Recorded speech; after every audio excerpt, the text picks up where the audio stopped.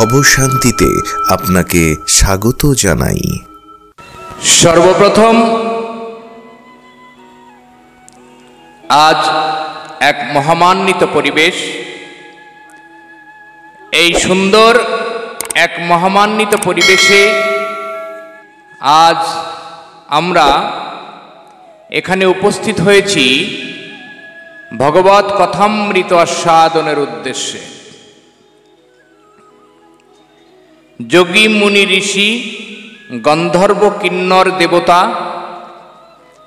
কোটি জনম সাধনা করে যার সন্ধান পান না, সেহত ভাবের বিরিঞ্চিয় বাঞ্ছিত ধন আমার গৌরাঙ্গ সুন্দর, তিনি রাধার ভাবে ভাবিত হয়ে শ্রী নবদ্বীপ ধামে শ্রী শ্রী শচীগর্ভ সিন্ধু মাঝে তিনি অবতীর্ণ হয়েছিলেন কলির দুরাচারী, পাপাচারী, ব্যভিচারী মানুষদেরকে উদ্ধার করবার উদ্দেশ্যে।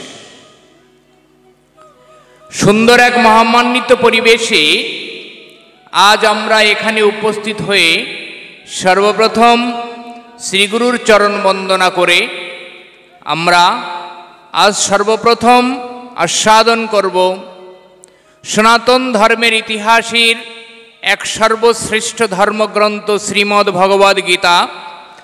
পরবর্তীকালে আমরা আস্বাদন করব শ্রীমদ্ ভাগবত, তৎপর আমরা আস্বাদন করব শ্রী শ্রী চৈতন্য চরিতামৃত।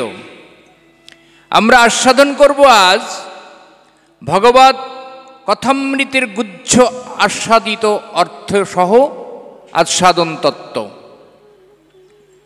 তো চলুন সর্বপ্রথম শ্রীগুরুর চরণ বন্দনা করে আমরা ধীরে ধীরে ব্রতী হই ভগবত আস্বাদনের পথে। বন্দে গুরুনীশ ভক্তনীশ মীশবতারকাং তৎপ্রকাশং তৎশক্তি শ্রীকৃষ্ণ চৈতন্য সঙ্গপম। বন্দে শ্রীকৃষ্ণ চৈতন্য নিত্যানন্দ সহোদত গৌড়োদয় পুষ্পবন্ত চিত্রসন্দৌতমনুদৌ যদদত্তম ব্রহ্মোপনিষদি তদপশ্যতনুভা যাত্তন্তর্যামী পুরুষৈশ্বর্য পূর্ণ ভগবান স্বয়ং ন চৈতন্য তজ্জগতি পরতত্ত্বম পরমহম। অনার্পিত চরিং চিরাৎ করুণায় অবতীর্ণ কলৌ সমর্পয়িতুত্তর উজ্জ্বল শক্তি শ্রিয়াম।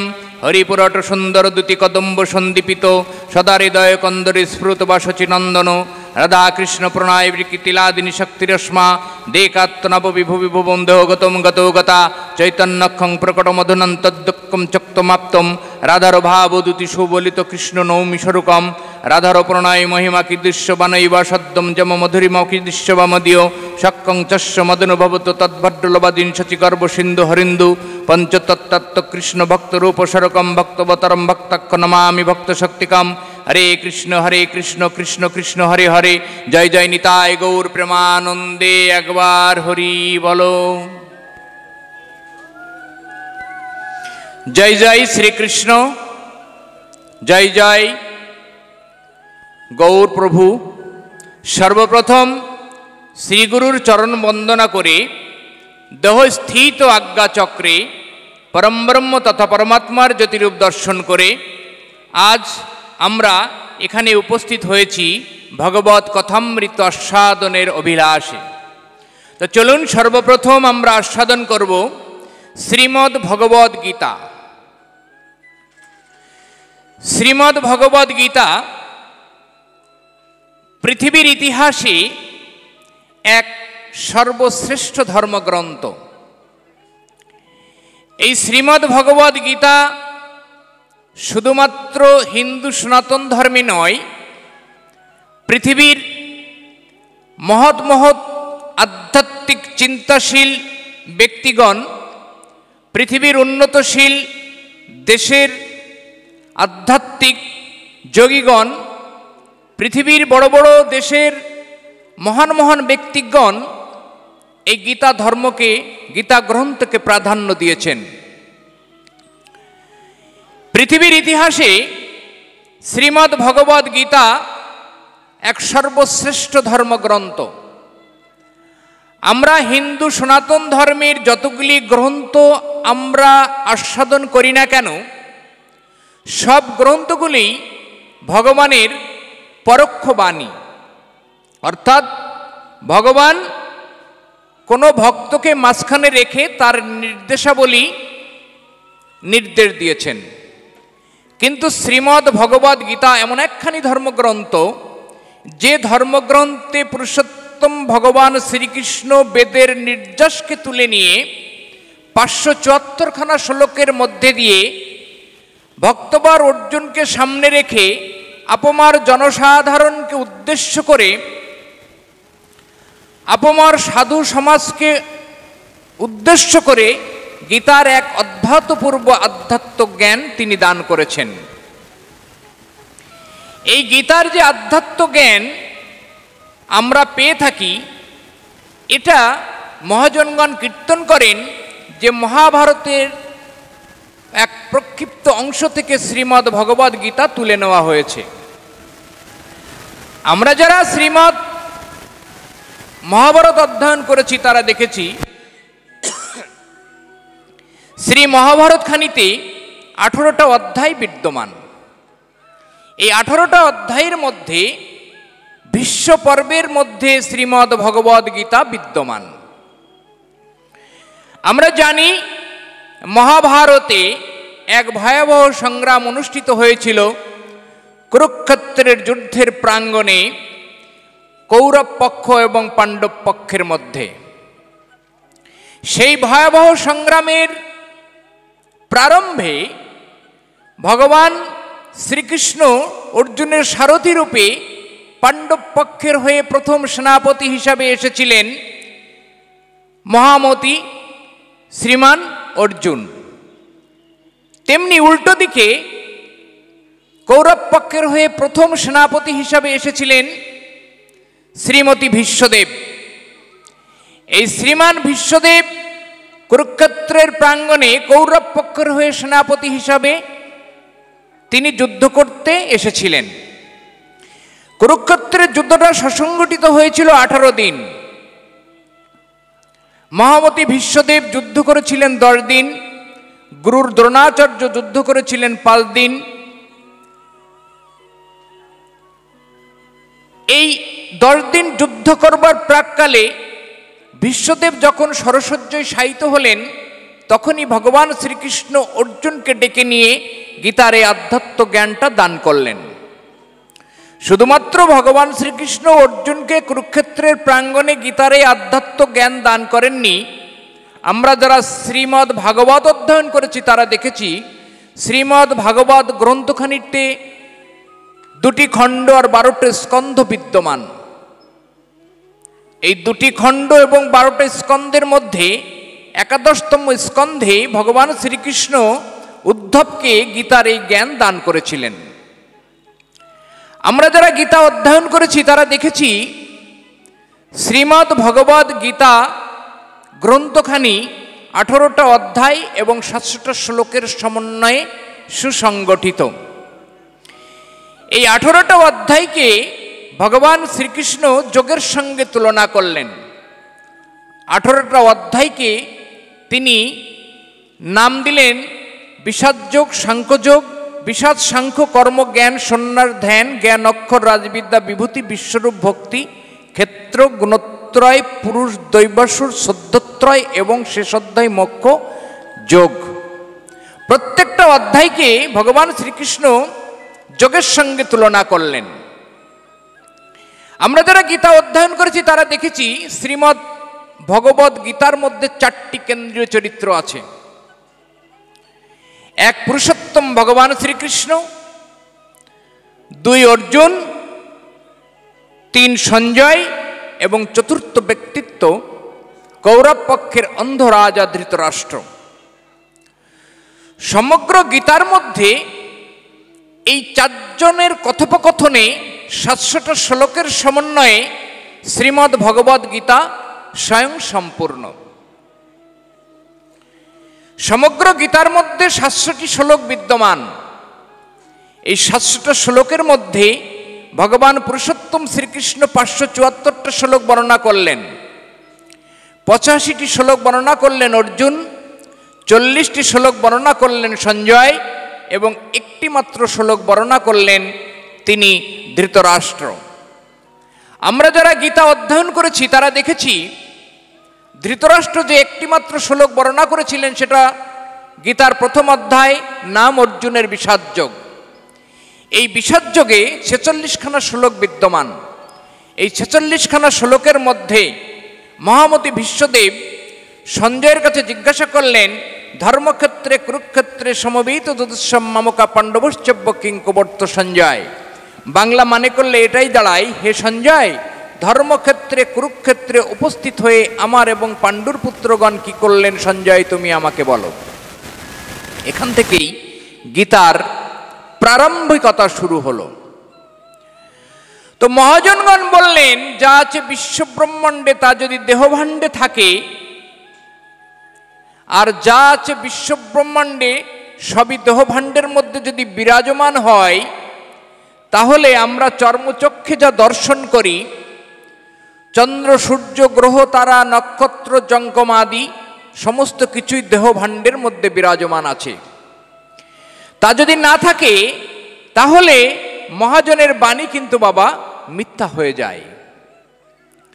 তাহলে মহাজনগণ কি বললেন, যা আছে বিশ্ব ব্রহ্মাণ্ডে তা আছে দেহরূপ এই ভাণ্ডে।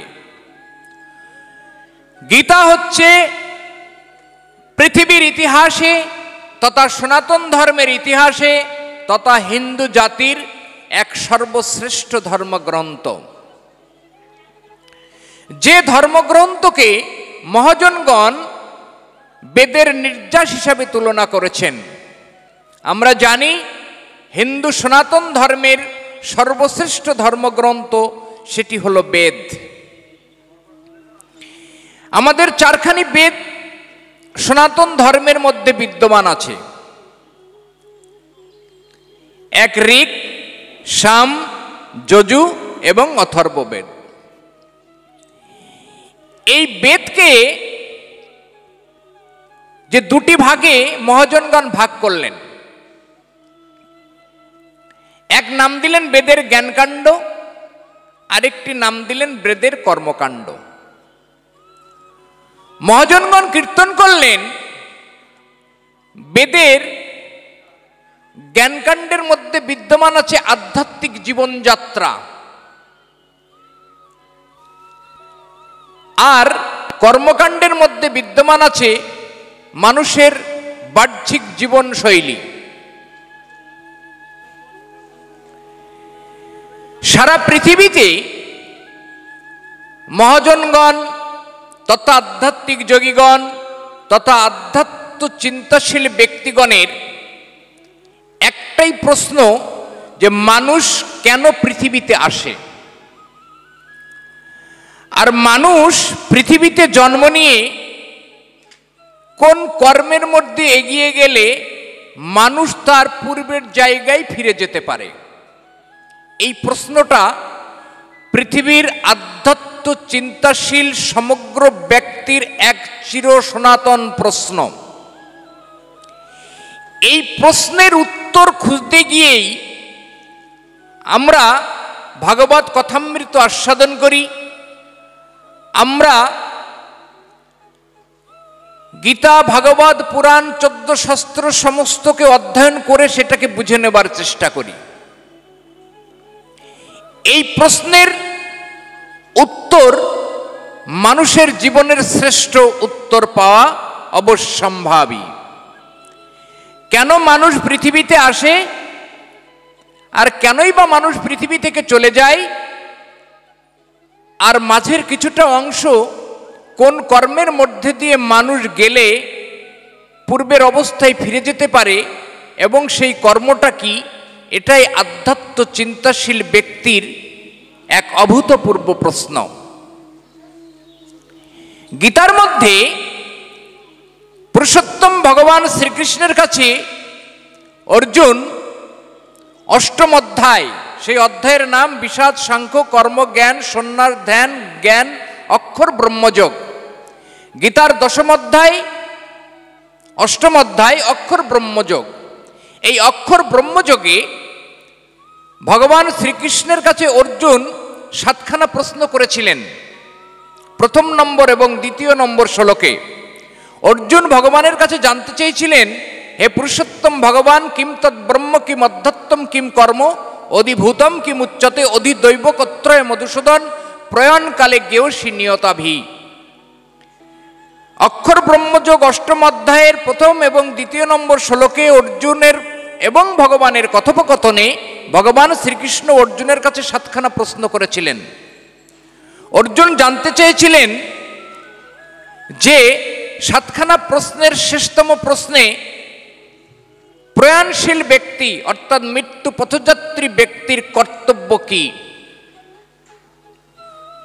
এটা শ্রীমদ্ ভগবদ গীতার মধ্যে এক সর্বশ্রেষ্ঠ প্রশ্ন, যেটা অর্জুন ভগবানের কাছে জানতে চেয়েছিলেন। আপমর চিন্তাশীল সাধকশীল ব্যক্তিকে সামনে রেখে, তাদের আধ্যাত্ম চিন্তাশীল কথাকে মাথায় রেখে অর্জুন ভগবানের কাছে জানতে চেয়েছিলেন।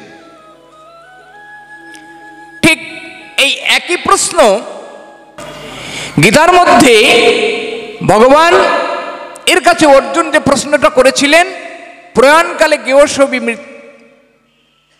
নিয়তাভি, মৃত্যু পথযাত্রী ব্যক্তিগণ তার করণীয় কি, যে কর্মের মধ্যে দিয়ে গেলে পুরুষোত্তম ভগবান, এই প্রশ্নের উত্তর অর্জুন জানতে চেয়েছিলেন। এই একই প্রশ্ন শ্রীমদ্ ভাগবতের মধ্যে মহারাজা পরীক্ষিত ঋষি সুখদেব গোস্বামীর কাছে এই একই প্রশ্ন জানতে চেয়েছিলেন। তো চলুন আমরা এই প্রশ্নের আলোকে আজ সর্বপ্রথম শ্রীমদ্ ভগবদ গীতা আস্বাদন করবার চেষ্টা করব। তাহলে আমরা ইতিপূর্বেই আলোচনা করলাম যে শ্রীমদ্ ভগবদ গীতার মধ্যে 700টা শ্লোক, এই 700টা শ্লোকের মধ্যে ভগবান পুরুষোত্তম শ্রীকৃষ্ণ তিনি 574টা শ্লোক বর্ণনা করেছিলেন, অর্জুন বর্ণনা করেছিলেন 85টি শ্লোক, সঞ্জয় বর্ণনা করেছিলেন 40টি শ্লোক এবং একটি মাত্র শ্লোক বর্ণনা করেছিলেন তিনি ধৃতরাষ্ট্র। এই শ্রীমদ্ ভগবদ গীতা গ্রন্থখানিকে যদি আধ্যাত্মিক চিন্তায় এবং চেতনার দ্বারা যদি বিচার বিশ্লেষণ করা যায়, তাহলে এই যে গীতার 4টি কেন্দ্রীয় চরিত্র আছে সেটাকে আমরা দেহভাণ্ডের মধ্যে বুঝে নেবার চেষ্টা করব। যেহেতু মহাজনগণ বললেন যা আছে বিশ্বব্রহ্মাণ্ডে তা আছে দেহরূপ ভাণ্ডে, তাহলে বিশ্বব্রহ্মাণ্ডের সব যদি দেহরূপ ভাণ্ডে থাকে, তাহলে সর্বপ্রথম আমরা দেহের মধ্যে খুঁজে নেবার চেষ্টা করব পুরুষোত্তম ভগবান শ্রীকৃষ্ণ দেহভাণ্ডের মধ্যে কোথায় বিরাজমান আছে।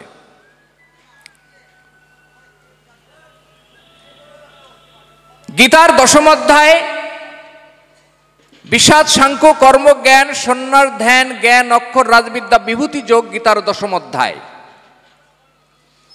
এই বিভূতি যোগ 10ম অধ্যায়ে 20 নম্বর শ্লোকে ভগবান শ্রীকৃষ্ণ অর্জুনের কথোপকথনে ভগবান শ্রীকৃষ্ণ অর্জুনকে বললেন অহমাত্মা গুড়াকে সর্বভূত স্থিত অহমাদি চ অন্ত চ মধ্যভূতানামেব চ। হে অর্জুন, অহমাত্মা গুড়াকেশ, অর্জুনকে এখানে ভগবান শ্রীকৃষ্ণ গুড়াকেশ নামে ভূষিত করেছেন, বলছেন আমি অহম আত্মা রূপে দেহের মধ্যে বিরাজমান আছি। অহম আত্মা গুড়াকেশ সর্বভূত স্থিত, সমগ্র জীবের মধ্যে আমি আত্মা রূপে বিরাজমান। অহমাত্মা গুড়াকেশ সর্বভূত স্থিত অহমাদি চ অন্ত চ মধ্যভূতানাম এবচ। আমি জীবের আদি অবস্থা, আমি জীবের মধ্য অবস্থা এবং আমি জীবের শেষ অবস্থা। আমি জীবের মধ্যে যে আত্মারূপে আছি সেটাই আমি ভগবান শ্রীকৃষ্ণ। গীতায় 10ম অধ্যায়ে 20 নম্বর শ্লোকে ভগবান শ্রীকৃষ্ণ অর্জুনকে বললেন। তাহলে এই যে গীতার যে আধ্যাত্ম জ্ঞান ভগবান শ্রীকৃষ্ণ অর্জুনকে সামনে রেখে গীতার যে আধ্যাত্ম জ্ঞানটা দান করেছেন, সেই বিষয়টা কেমন? ধৃতরাষ্ট্র জিজ্ঞাসা করলেন সঞ্জয়ের কাছে অর্জুনের বিষাদযোগে 1ম নম্বর অধ্যায়ের 1ম নম্বর শ্লোকে ধর্মক্ষেত্রে কুরুক্ষেত্রে উপস্থিত হয়ে আমার এবং পাণ্ডুর পুত্রগণ কি করল, সঞ্জয় তুমি আমাকে বলো। মহাভারতের ইতিহাস অনুসারে আমরা জানি যে কৌরব পক্ষের যিনি রাজা ছিলেন ধৃতরাষ্ট্র, তিনি ছিলেন অন্ধ, তিনি চোখে দেখতেন না। তো কুরুক্ষেত্রের যুদ্ধের প্রাক মুহূর্তে তার গুরুদেব ব্যাসদেবজি মহারাজের কাছে মহারাজা ধৃতরাষ্ট্র জানতে চাইলেন, হে গুরুদেব, কুরুক্ষেত্রের প্রাঙ্গণে যে সমস্ত যুদ্ধ অনুষ্ঠিত হতে চলেছে সেই যুদ্ধের বিষয় থেকে কি আমি কোনো কিছু উপলব্ধি করতে পারবো না? তখন গুরুদেব ব্যাসদেবজি মহারাজ সঞ্জয় নামক একজন ব্যক্তিত্বকে নিযুক্ত করলেন। তিনি হস্তিনাপুরের সিংহাসনে রাজপ্রাসাদের মধ্যে ধৃতরাষ্ট্র যে সিংহাসনে বসে আছে তার পাশে বসে থেকে কুরুক্ষেত্রের প্রাঙ্গণের যত সমস্ত যুদ্ধের ঘটনাবলী তিনি মানুষ নেত্রে দর্শন করতে থাকলেন এবং তিনি অন্ধ রাজা ধৃতরাষ্ট্রকে ব্যক্ত করতে থাকলেন। এই যে যুদ্ধ, এই যুদ্ধটা আসলে কি? পৃথিবীর ইতিহাসে শ্রীমদ্ ভগবত কেন অত সর্বশ্রেষ্ঠ ধর্মগ্রন্থ? আমরা জানি সমগ্র পৃথিবীতে 100-রও বেশি ভাষা আছে। এই 100-র বেশি ভাষার মধ্যে 70টারও বেশি ভাষায় গীতা মুদ্রিত, গীতা পঠিত, গীতা প্রচলিত একটা ধর্মগ্রন্থ। গীতা পৃথিবীর বড় বড় দেশে বড় বড় আধ্যাত্মিক চিন্তাশীল ব্যক্তিগণ তাদের নিজেদের ভাষায় গীতাকে সংকলন করে তারা গীতাকে পাথেয় করেছেন। আমরা যারা কলকাতায় গীতা লাইব্রেরিতে দেখেছি তারা দেখেছি যে পৃথিবীর বিভিন্ন বড় বড় দেশের তাদের ভাষায় সংকলনিত 70টিরও বেশি ভাষায় গীতা কলকাতায় গীতা লাইব্রেরিতে মুদ্রিত করা আছে।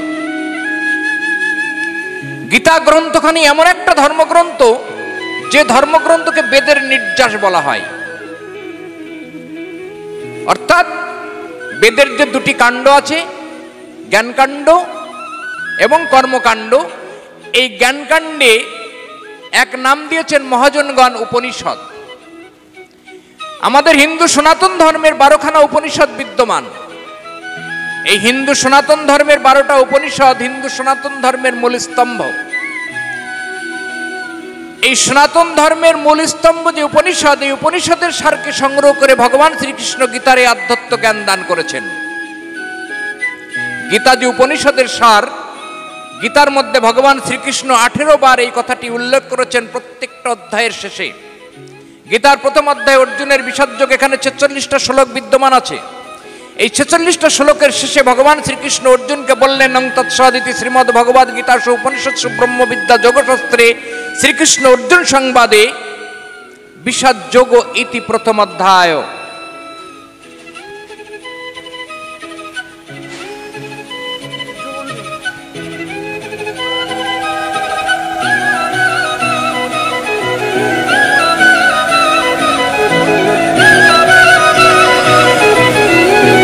গীতার 18টা অধ্যায়, এই 18টা অধ্যায়ের শেষে ভগবান শ্রীকৃষ্ণ 18 বার একটি শ্লোকের অবতারণা করেছেন। যারা গীতা অধ্যয়ন করেছেন বা যারা গীতা নিয়মিত আস্বাদন করেন তাদের পক্ষে এই কথাগুলি বুঝতে খুব সহজ হয়।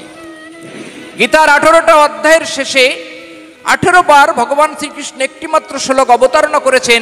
সেখানে ভগবান শ্রীকৃষ্ণ বলেছেন, অং তৎসদিতি শ্রীমদ্ ভগবদ গীতাসু উপনিষৎসু ব্রহ্মবিদ্যা এবং যোগশাস্ত্র।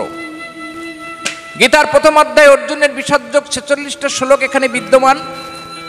এই 46টা শ্লোকের শেষে ভগবান শ্রীকৃষ্ণ অর্জুনকে বললেন, অং তৎসদিতি শ্রীমদ্ ভগবদ গীতাসু উপনিষৎসু ব্রহ্মবিদ্যা যোগশাস্ত্রে শ্রীকৃষ্ণ অর্জুন সংবাদে বিষাদ যোগ ইতি প্রথম অধ্যায়। গীতার দ্বিতীয় অধ্যায় সাংখ্যযোগ, এখানে 72খানা শ্লোক বিদ্যমান। এই 72খানা শ্লোকের শেষে আবার বললেন, অং তৎসদিতি শ্রীমদ্ ভগবদ গীতাসু উপনিষৎসু ব্রহ্মবিদ্যা যোগশাস্ত্রে শ্রীকৃষ্ণ অর্জুন সংবাদে সাংখ্যযোগ ইতি দ্বিতীয় অধ্যায়।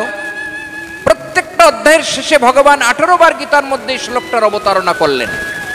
তাহলে এই শ্লোকের অবতারণা যে তিনি করলেন, এই শ্লোকের বাংলা মানে কি দাঁড়ায়?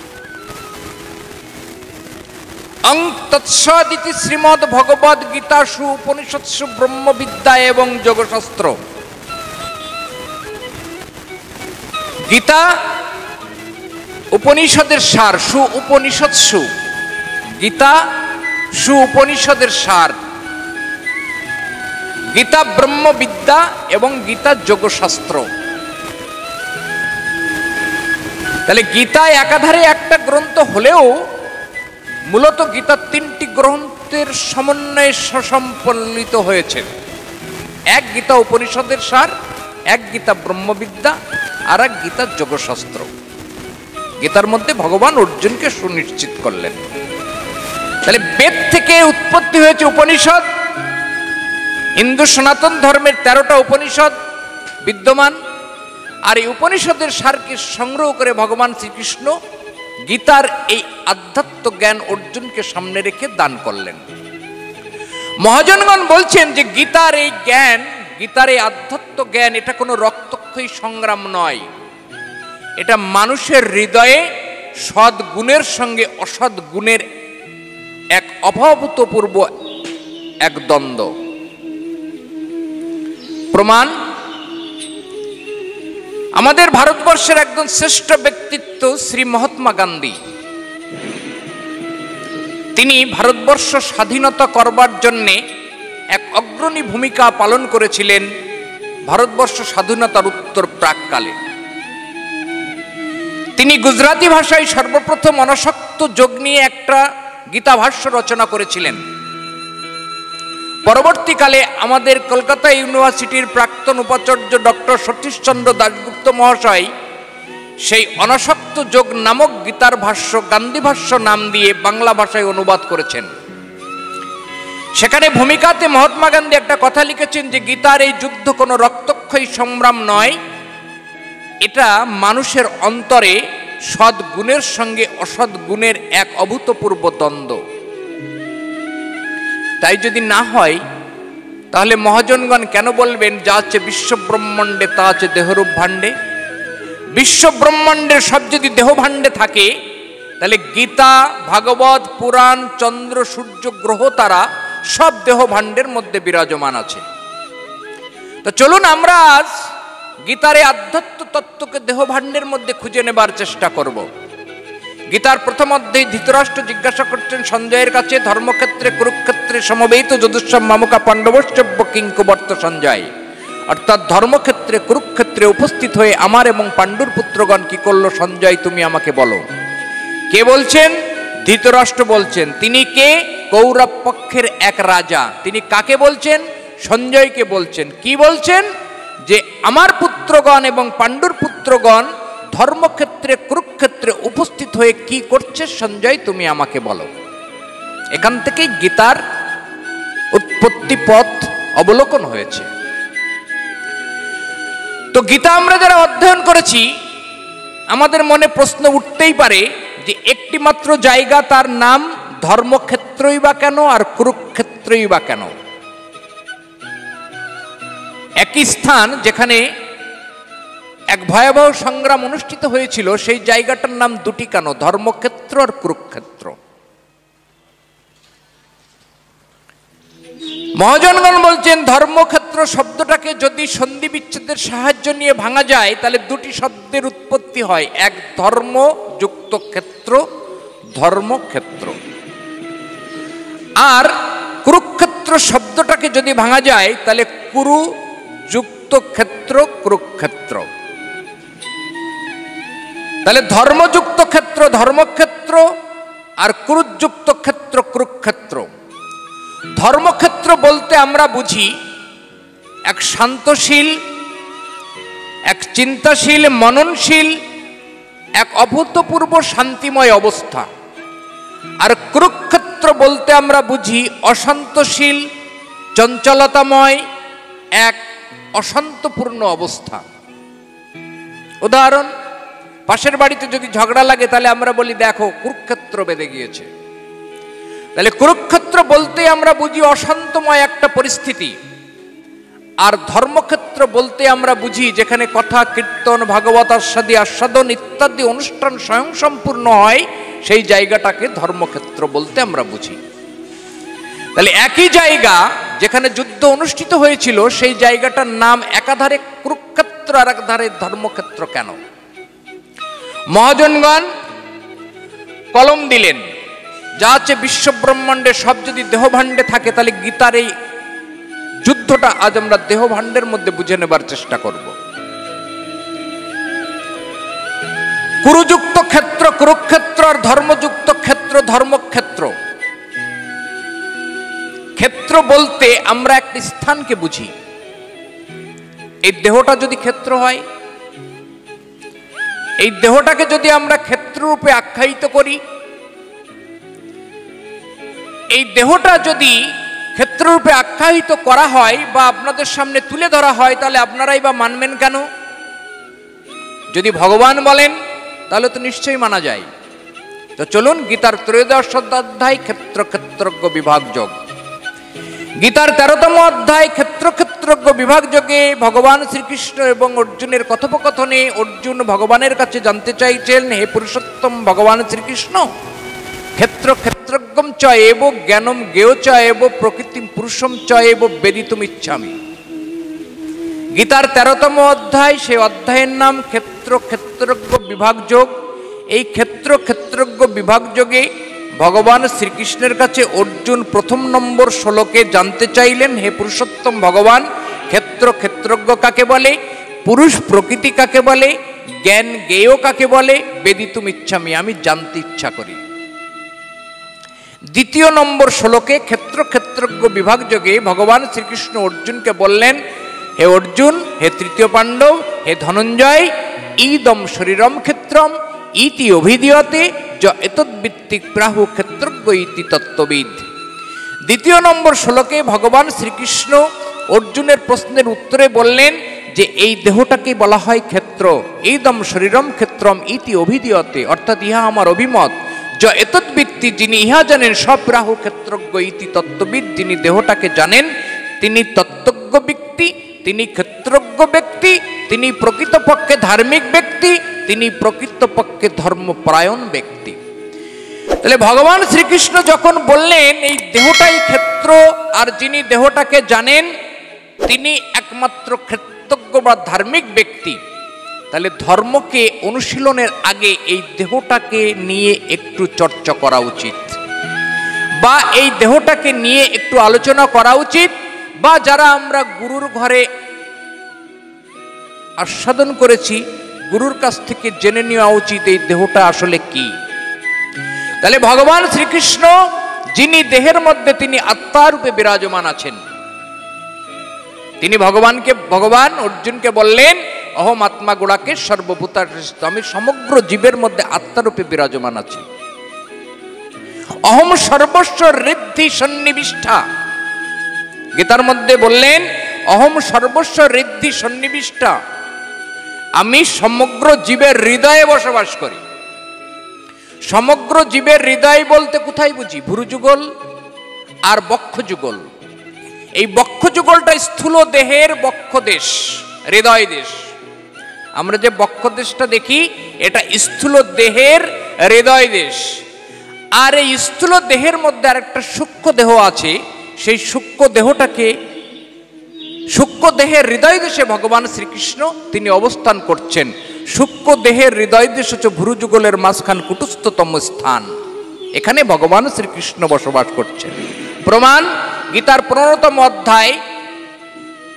এই 15তম অধ্যায়ে ভগবান শ্রীকৃষ্ণ অর্জুনের কথোপকথনে ভগবান অর্জুনের প্রশ্নের উত্তরে বললেন 15, 16 এবং 17 নম্বর শ্লোকে, খরচ অক্রচ দুইমো পুরুষস্মিন লোকে সর্বাণী ভূতানি খর কুটস্থক্ষর উচ্চতে অন্যত উত্তম পুরুষোত্তম পরমাত্মা ইতি উদাহত এম লোকোত্তরম অবশ্য বিভর্তি অহম খরমতি তহম অক্রোচ্চত এম বেদে প্রথিত পুরুষোত্তমস্মি। গীতার 15তম অধ্যায় পুরুষোত্তম যোগ। এই পুরুষোত্তম যোগে 15, 16 এবং 17 নম্বর শ্লোকে ভগবান শ্রীকৃষ্ণ অর্জুনকে বললেন, হে অর্জুন, খর চক্রচ দুইমো পুরুষস্মিন লোকে সর্বাণী ভূতানি খর কুটস্থ অক্ষর উচ্চতে। এই সমগ্র পৃথিবী লোকে দু ধরনের পুরুষ লক্ষ্য করা যায়, একটা খর পুরুষ আর একটা অক্ষর পুরুষ। ব্যাকরণ বলছে খর শব্দটা এসেছে ক্ষয় শব্দ থেকে।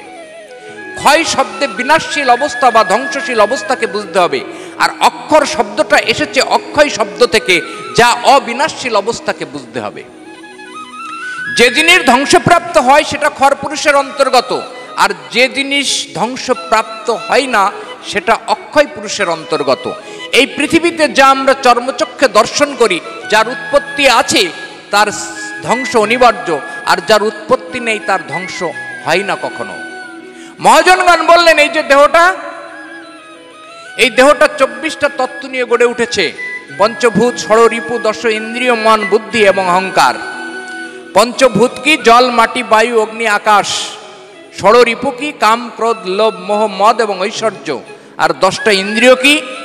চক্ষু, কর্ণ, নাসিকা, জিহ্বা, ত্বক, পদ, পানি, পায়ু, উপস্থ আর লিঙ্গ। পঞ্চভূত, ষড়রিপু 11, দশ ইন্দ্রিয় 21, আর মন, বুদ্ধি, অহংকার, এই 24টা তত্ত্ব নিয়ে দেহটা গড়ে উঠেছে। এই যে দেহটা হলো ভৌতিক দেহ, এই ভৌতিক দেহের মধ্যে যে সূক্ষ্মরূপে আত্মা বিরাজমান আছে, সেই আত্মা যখন দেহ ছেড়ে চলে যায়, এই দেহটা তখন শবদেহে পরিণত হয়। কিন্তু চর্মচক্ষে আমরা সেই দেহটাকে দর্শন করতে পারি না। একমাত্র অন্তর ইন্দ্রিয় দ্বারাই, অন্তর নেত্র দ্বারাই সে আত্মাকে দর্শন করা যায়। সে আত্মাকে দর্শন করতে গেলে গুরুর আধ্যাত্ম চেতনশীল পথকে অবলম্বন না করলে, আত্মশীল না হলে, আত্মতত্ত্বকে অনুধাবন না করলে সে আত্মাকে অনুধাবন করবা যায় না। কেননা আমরা চর্ম চোখ দ্বারা যা দর্শন করি সব ভৌতিক জগতের অন্তর্গত এবং তা বিনাশশীল অবস্থা। আর অন্তর্নেত্র দ্বারা যে অবস্থাকে আমরা অবস্থান করি বা অবলোকন করি সেটা অবিনাশশীল অবস্থা, তাকে আত্মারূপে ভূষিত করেছেন মহাজনগণ। তাহলে ভগবান শ্রীকৃষ্ণ তিনি অক্ষর ব্রহ্মযুগে ভুরুযুগলের মাঝখানে অক্ষর ব্রহ্মরূপে তিনি বিরাজমান আছেন। তিনি অর্জুনকে গীতার এই আধ্যাত্ম জ্ঞান দান করছেন। কখন? যখন ভীষ্মদেব 10 দিন যুদ্ধ করবার পর সরসজ্জায় শায়িত হলেন। গীতার আধ্যাত্ম তত্ত্বকে অনুধাবন করতে গেলে ঘন্টার পর ঘন্টা চলে যাওয়া উচিত। 1 ঘন্টা সময় অতিক্রান্ত হয়ে গেল, কিন্তু আমরা গীতার আশপাশেও প্রবেশ করতে পারলাম না। চলুন আর 10 মিনিট আমরা গীতার আধ্যাত্ম তত্ত্ব বিশ্লেষণ করে আমরা শ্রীমদ্ ভাগবত এবং চৈতন্য চরিতামৃত আস্বাদনের উদ্দেশ্যে। তো চলুন, এই যে ভগবান শ্রীকৃষ্ণ গীতার আধ্যাত্ম জ্ঞানটা দান করছেন কাকে? অর্জুনকে। অর্জুনরা 3 ভাই আর নকুলরা 2 ভাই। এই 3, 2, 5 পঞ্চ পাণ্ডব। এর বাবা কিন্তু 1 আর মা 2। পাণ্ডুর পুত্র এই পঞ্চ পাণ্ডব। কুন্তির পুত্র 3, যুধিষ্ঠির, ভীম, অর্জুন, আর মাদ্রীর পুত্র 2, নকুল এবং সহদেব। মহাজনগণ বলছেন, আমাদের দেহকে যদি জানতে হয় আর দেহকে না জানলে যদি ধর্মের পথে বিচরণ করা না যায়, তাহলে সর্বপ্রথম আমরা দেহের কিয়ৎক্ষণ অংশ একটুখানি জেনে বুঝে নেবার চেষ্টা করি, যদি আমরা গীতাকে আস্বাদন করতে চাই। তাহলে গীতার জ্ঞানটা দান করছেন ভগবান পুরুষোত্তম শ্রীকৃষ্ণ কাকে? অর্জুনকে। পঞ্চপাণ্ডবরা 5 ভাই হলেও ভগবান অর্জুনকে গীতার এই জ্ঞানটা দান করছেন কুরুক্ষেত্রের ধর্মক্ষেত্রের প্রাঙ্গণে দাঁড়িয়ে।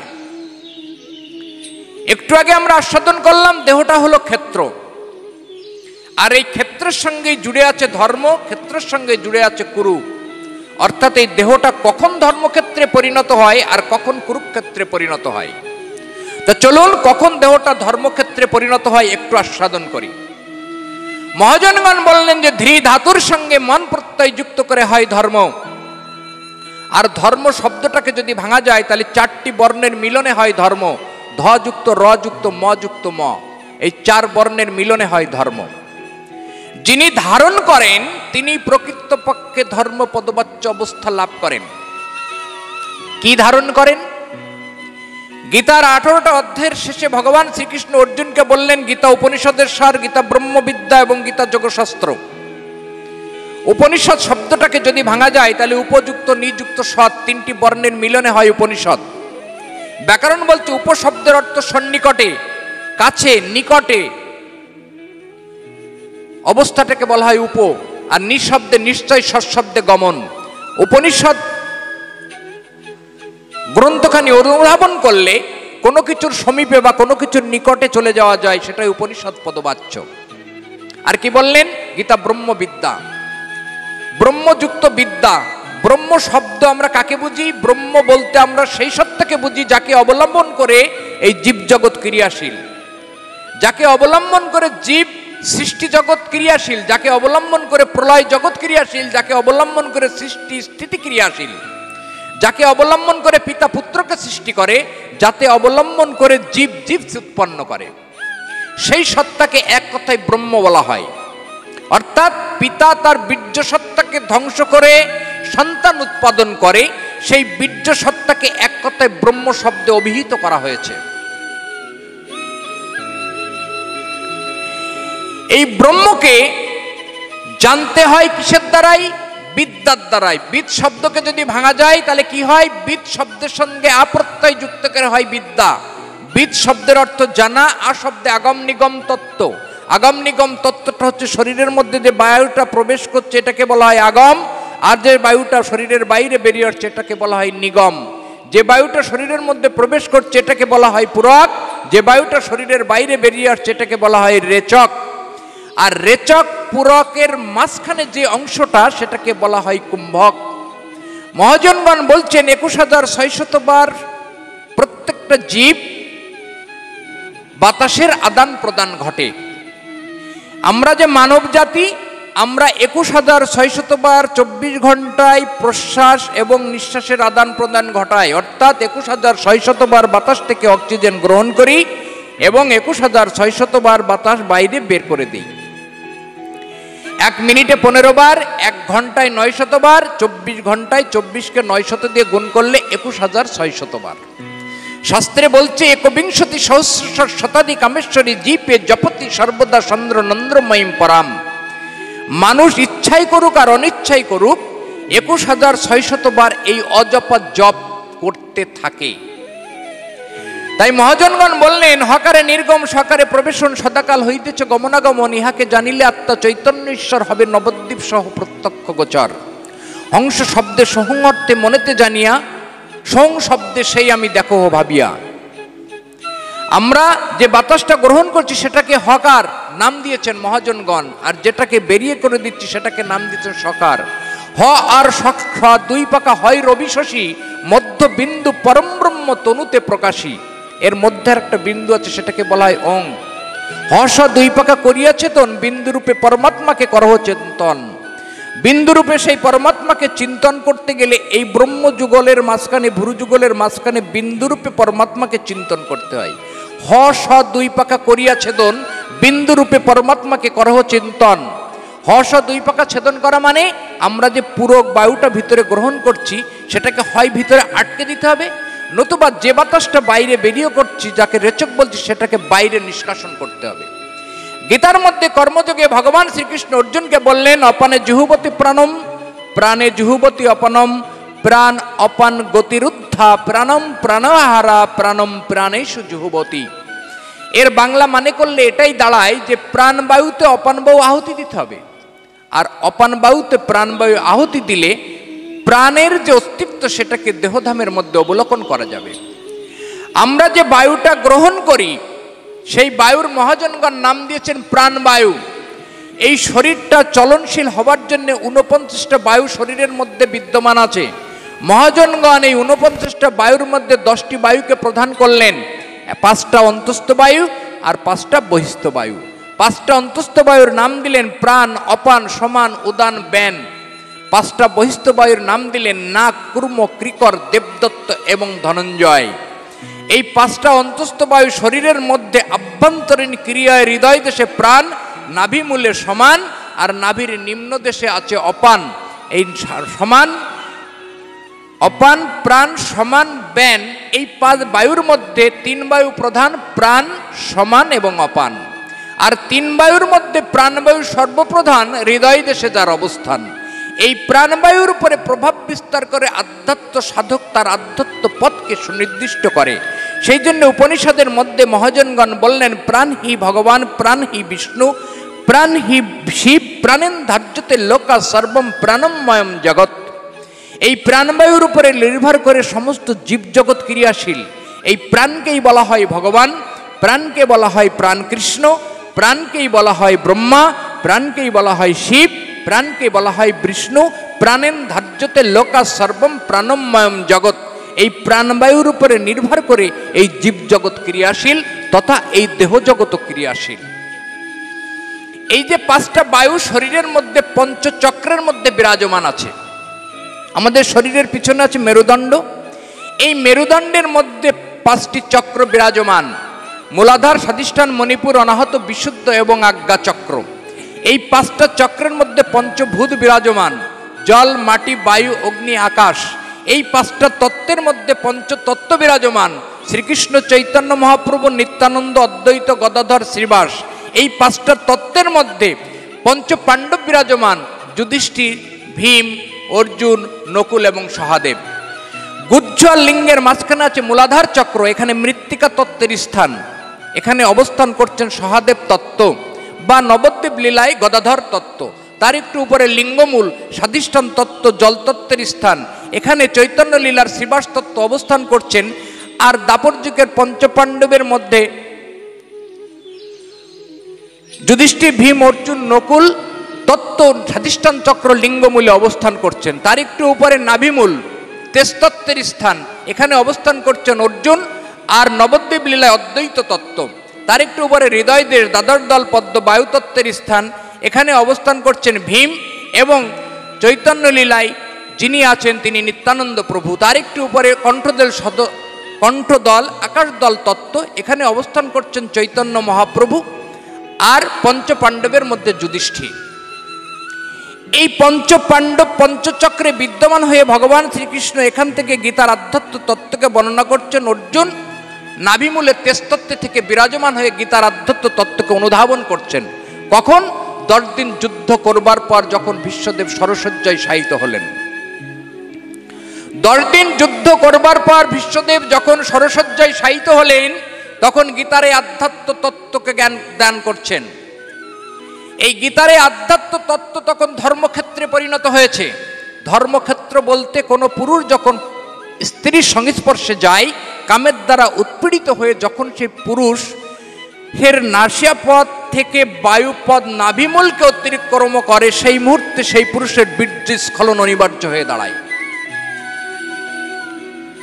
একজন পুরুষ যখন নারীর সংস্পর্শে যায়, সেই নারী এবং পুরুষের কামাতুর হয়ে পুরুষের নাসাপদ থেকে বায়ু যদি নাভিমূলকে অতিক্রম করে, সেই মুহূর্তে সেই পুরুষের বীর্য স্খলন হয়। তার আগের মুহূর্ত পর্যন্ত সেই পুরুষের বীর্য স্খলন হয় না। তাই মহাজনগণ এখানে কলমে দিয়েছেন যে এই যে বায়ু আমাদের শরীরের মধ্যে প্রবেশ করে আর বাইরে বেরিয়ে আসে, আমাদের বাইরে বেরিয়ে আসে 18 আঙুল আর ভিতরে ঢোকে 12 আঙুল। এই 18 থেকে 12 বাদ দিলে এই যে 6, এই মাইনাস হতে থাকে। তাই মানুষ প্রতিনিয়ত মৃত্যু মুখে পতিত হয়। ভগবান অর্জুনকে যুদ্ধের জ্ঞান দিচ্ছেন, ধর্মযুদ্ধ। যুদ্ধ শব্দের অর্থ হচ্ছে গমন, আর শব্দের অর্থ হচ্ছে তটভূমিকা। তটক্ষেত্র স্থান বলতে আজ্ঞাচক্রের স্থান। অর্জুনকে ভগবান শ্রীকৃষ্ণ এখান থেকে ডাকছেন। এর নিচে আছে কুরুক্ষেত্র, কুরুক্ষেত্রে আছে ধ্বংস। এই ধ্বংস থেকে বাঁচার জন্যেই ভগবান শ্রীকৃষ্ণ অর্জুনকে গীতার এই আধ্যাত্ম জ্ঞানটাকে দান করছেন। মহাজনগণ বললেন, চামড়া যখন টাইট তখন ভগবানের সাথে হয় ফাইট, আর চামড়া যখন হয় ঢিল তখন ভগবানের সাথে হয় মিল। কিন্তু চামড়া যখন টাইট ছিল তখন ভগবানের সাথে আমরা ফাইট করেছি, তখন ভগবান তত্ত্বকে আমরা অনুধাবন করতে পারিনি। কিন্তু যখন চামড়া ঢিল হলো তখন ভগবানের সাথে আমরা মিল খুঁজতে গেলাম। কিন্তু যখন চামড়া ঢিল হয়ে যায় তখন কিন্তু ভগবানের সাথে সেই তত্ত্বকে অনুধাবন করাটা আর হয়ে ওঠে না। তা ধর্মক্ষেত্র বলতে সেই বস্তুকে ধারণ করাকে বোঝায়, আর কুরুক্ষেত্র বলতে সেই বস্তুকে নিঃসরণ করাকে বোঝায়। তা ধর্মক্ষেত্র আর কুরুক্ষেত্রের ব্যবধান, এই যে জায়গায় ভগবান শ্রীকৃষ্ণ অর্জুনকে সামনে রেখে যে আধ্যাত্ম তত্ত্ব, গীতা তত্ত্বকে অনুধাবন করবার প্রত্যেকটা মুহূর্তে হিন্দু সনাতন ধর্মের প্রাসঙ্গিক। মহাজনগণ বলছেন, ভালো লাগুক আর না লাগুক রোজ খাও তিতা, আর পড়তে ভালো লাগুক আর না লাগুক রোজ পড়ো গীতা।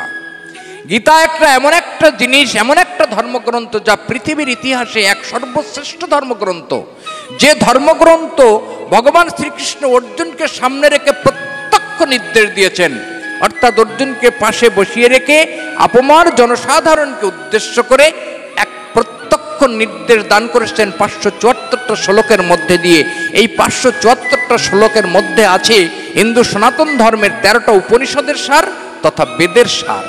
বেদ হচ্ছে পৃথিবীর সর্বশ্রেষ্ঠ প্রাচীনতম ধর্মগ্রন্থ। যে ধর্মগ্রন্থের আদি কোথায় বা কবে উৎপত্তি হয়েছে তা আজকের দিন পর্যন্ত পৃথিবীর মহামহা দার্শনিকগণ সেটাকে অনুধাবন করতে পারেননি। এই জন্য মহাজনগণ কলমে দিয়েছেন বেদ হচ্ছে পৃথিবীর সর্বশ্রেষ্ঠ আদি ধর্মগ্রন্থ, যা উৎপত্তি আজকের দিন পর্যন্ত তা নির্ণয় করা যায়নি। তো যাই হোক, চলুন গীতার এই আধ্যাত্ম তত্ত্বকে আমরা বিশ্রামে রেখে গীতার মধ্যে ভগবান শ্রীকৃষ্ণের কাছে অর্জুন গীতার অক্ষর ব্রহ্ম যে 8ম অধ্যায়ের 7 নম্বর শ্লোকে ভগবান শ্রীকৃষ্ণ অর্জুনের কাছে জানতে চেয়েছিলেন যে মৃত্যু পথযাত্রী ব্যক্তির কি কর্তব্য বা মৃত্যু পথযাত্রী ব্যক্তির কি করণীয়, মৃত্যু পথযাত্রী ব্যক্তি কোন কর্মের মধ্যে দিয়ে গেলে জন্ম মৃত্যুর আবর্তনকে এড়িয়ে পরমাত্ম তত্ত্বের সঙ্গে মিলে মিশে যেতে পারে, সেই প্রশ্নের উত্তর আজ আমরা খুঁজে নেবার চেষ্টা করব শ্রীমদ্ ভাগবত এবং চৈতন্য চরিতামৃতের আলোকে। এখন আমরা আস্বাদন করব শ্রীমদ্ ভাগবত পুরাণ। শ্রীমদ্ ভাগবত পুরাণ সনাতন ধর্মে মহাজনগণ, আধ্যাত্মিক জ্ঞানীগণ আধ্যাত্মিক সাধনার পথের এক অন্যতম পাথেয় ধর্মগ্রন্থ শ্রীমদ্ ভাগবত। এই ভাগবত রচনার ইতিহাস খুব বিচিত্র। এই অল্প সময়ের মধ্যে আমরা অনেক বেশি কিছু চাইলেই তো পাবো না। অনেকটা সময় আস্বাদন করলে যে কোনো ধর্মগ্রন্থই হোক না কেন আর যে কোনো তত্ত্ব হোক না কেন তার গুহ্য তত্ত্ব তার আস্বাদন করা সম্ভব, কিন্তু খুব অল্প সময়ের মধ্যে গুহ্য তত্ত্বকে আস্বাদন করা একটু কষ্টসাধ্য ব্যাপারই হয়ে ওঠে। কেননা একটা পটভূমিকা তৈরি করতে গেলে, একটা ইনফ্রাস্ট্রাকচার, একটা গ্রাউন্ড তৈরি করতে গেলে অনেকটা সময় চলে যায়। কোনো কিছু সম্পর্কে একটু ধারণা যদি না দেওয়া যায় তাহলে সেই ধারণাকে সাথে নিয়ে সেই ব্যবস্থার মধ্যে ঢুকে সেই ব্যবস্থা সম্পর্কে অবগতি হওয়াটা খুব কষ্টসাধ্য বিষয় হয়ে ওঠে। এই কারণের জন্য আমরা কিন্তু গীতার মধ্যে প্রবেশ করতেই পারিনি, কিন্তু গীতা সম্পর্কে যতটুকু বলা যাবে ততটুকুই কম বলা হবে। কেননা গীতা এমন একটা ধর্মগ্রন্থ যে ধর্মগ্রন্থকে আস্বাদন না করলে সনাতন ধর্মের অনেক কিছুই অজানা থেকে যায়। আমরা গীতার বাহ্যিক কিছুটা অংশ হয়তো আলোচনা করলাম, গীতার মধ্যে কিন্তু আমরা ঢুকতে পারিনি।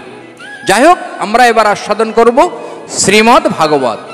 শ্রীমদ্ ভাগবত যেহেতু কলিযুগের মানুষের জন্য এক সর্বশ্রেষ্ঠ ধর্মগ্রন্থ হিসাবে বিবেচিত হয়েছে, তথা আপমার সাধক সমাজ যেটাকে প্রাধান্য দিয়েছেন, এই শ্রীমদ্ ভাগবত গ্রন্থখানির উৎপত্তি ইতিহাস একটু আলোচনা করে আমরা আজ আস্বাদন করব মহারাজা পরীক্ষিতের প্রায় উপবেশন পর্ব, যাকে কেন্দ্র করেই শ্রীমদ্ ভাগবত গ্রন্থখানি উদ্ভব হয়েছে, সেই তত্ত্ব এবং আধ্যাত্মিক গুহ্য তত্ত্বের উপরে নির্ভর করে। ভাগবত রচনার ইতিহাসটা কেমন আমরা জানি। মহামুনি বশিষ্ঠের পুত্র শক্তি, শক্তির পুত্র পরশর, পরশরের ঔরসে মৎস্যগন্ধা সত্যাবতীর গর্ভে কৃষ্ণ দপ্পন বেদব্যাসজি মহারাজ জন্মগ্রহণ করেছিলেন। হিন্দু সনাতন ধর্মের যত ধর্মগ্রন্থ, 4 বেদ, 18 পুরাণ, 14 শাস্ত্র, রামায়ণ, মহাভারত, শ্রীমদ্ ভাগবত পুরাণ ব্যাসদেবজি মহারাজের সংকলিত বার্তা তিনি রচনা করেছেন। এই ব্যাসদেবজি মহারাজ এতগুলো ধর্মগ্রন্থ রচনা করবার পর তিনি মনক্ষুণ্ণ অবস্থায় সরস্বতী নদীর তীরে বসেছিলেন। এই ব্যাসদেবজি মহারাজের গুরু ছিলেন ঋষি নারদ মুনি। নারদ মুনির গুরুদেব ছিলেন শ্রীমান ব্রহ্মা। এই নারদ মুনি যখন ব্যাসদেবের কাছে কারণ জানতে চাইলেন যে হে বৎস, তুমি মনক্ষুণ্ণ অবস্থায় কেন এই সরস্বতী নদীর তীরে বসে আছো? ব্যাসদেবজি মহারাজ বললেন, আমি মানুষের কল্যাণে, মানুষের জীবনযাত্রাকে সুনির্দিষ্ট করবার জন্যে, আধ্যাত্মিক চেতনাকে চিন্তাশীল করবার জন্যে আমি যে এত ধর্মগ্রন্থ শাস্ত্র রচনা করেও আমি যে তৃপ্তি পাচ্ছি না কেন প্রভু?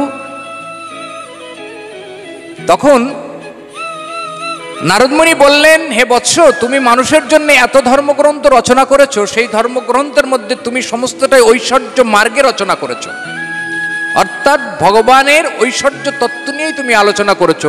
তুমি কি কখনো ভগবান পুরুষোত্তমের মাধুর্য তত্ত্ব, তার যে গূঢ় লীলা, তার যে আধ্যাত্মিক তত্ত্ব, তার যে অনাস্বাদিত বিষয়, তার যে মাধুর্য প্রেম, এ কি তুমি কোথাও আলোচনা করেছো? করনি। তাই এসো, আমি তোমাকে সরস্বতী নদীর তীরে বসে আজ তোমাকে বাসুদেব মন্ত্রে দীক্ষিত করব।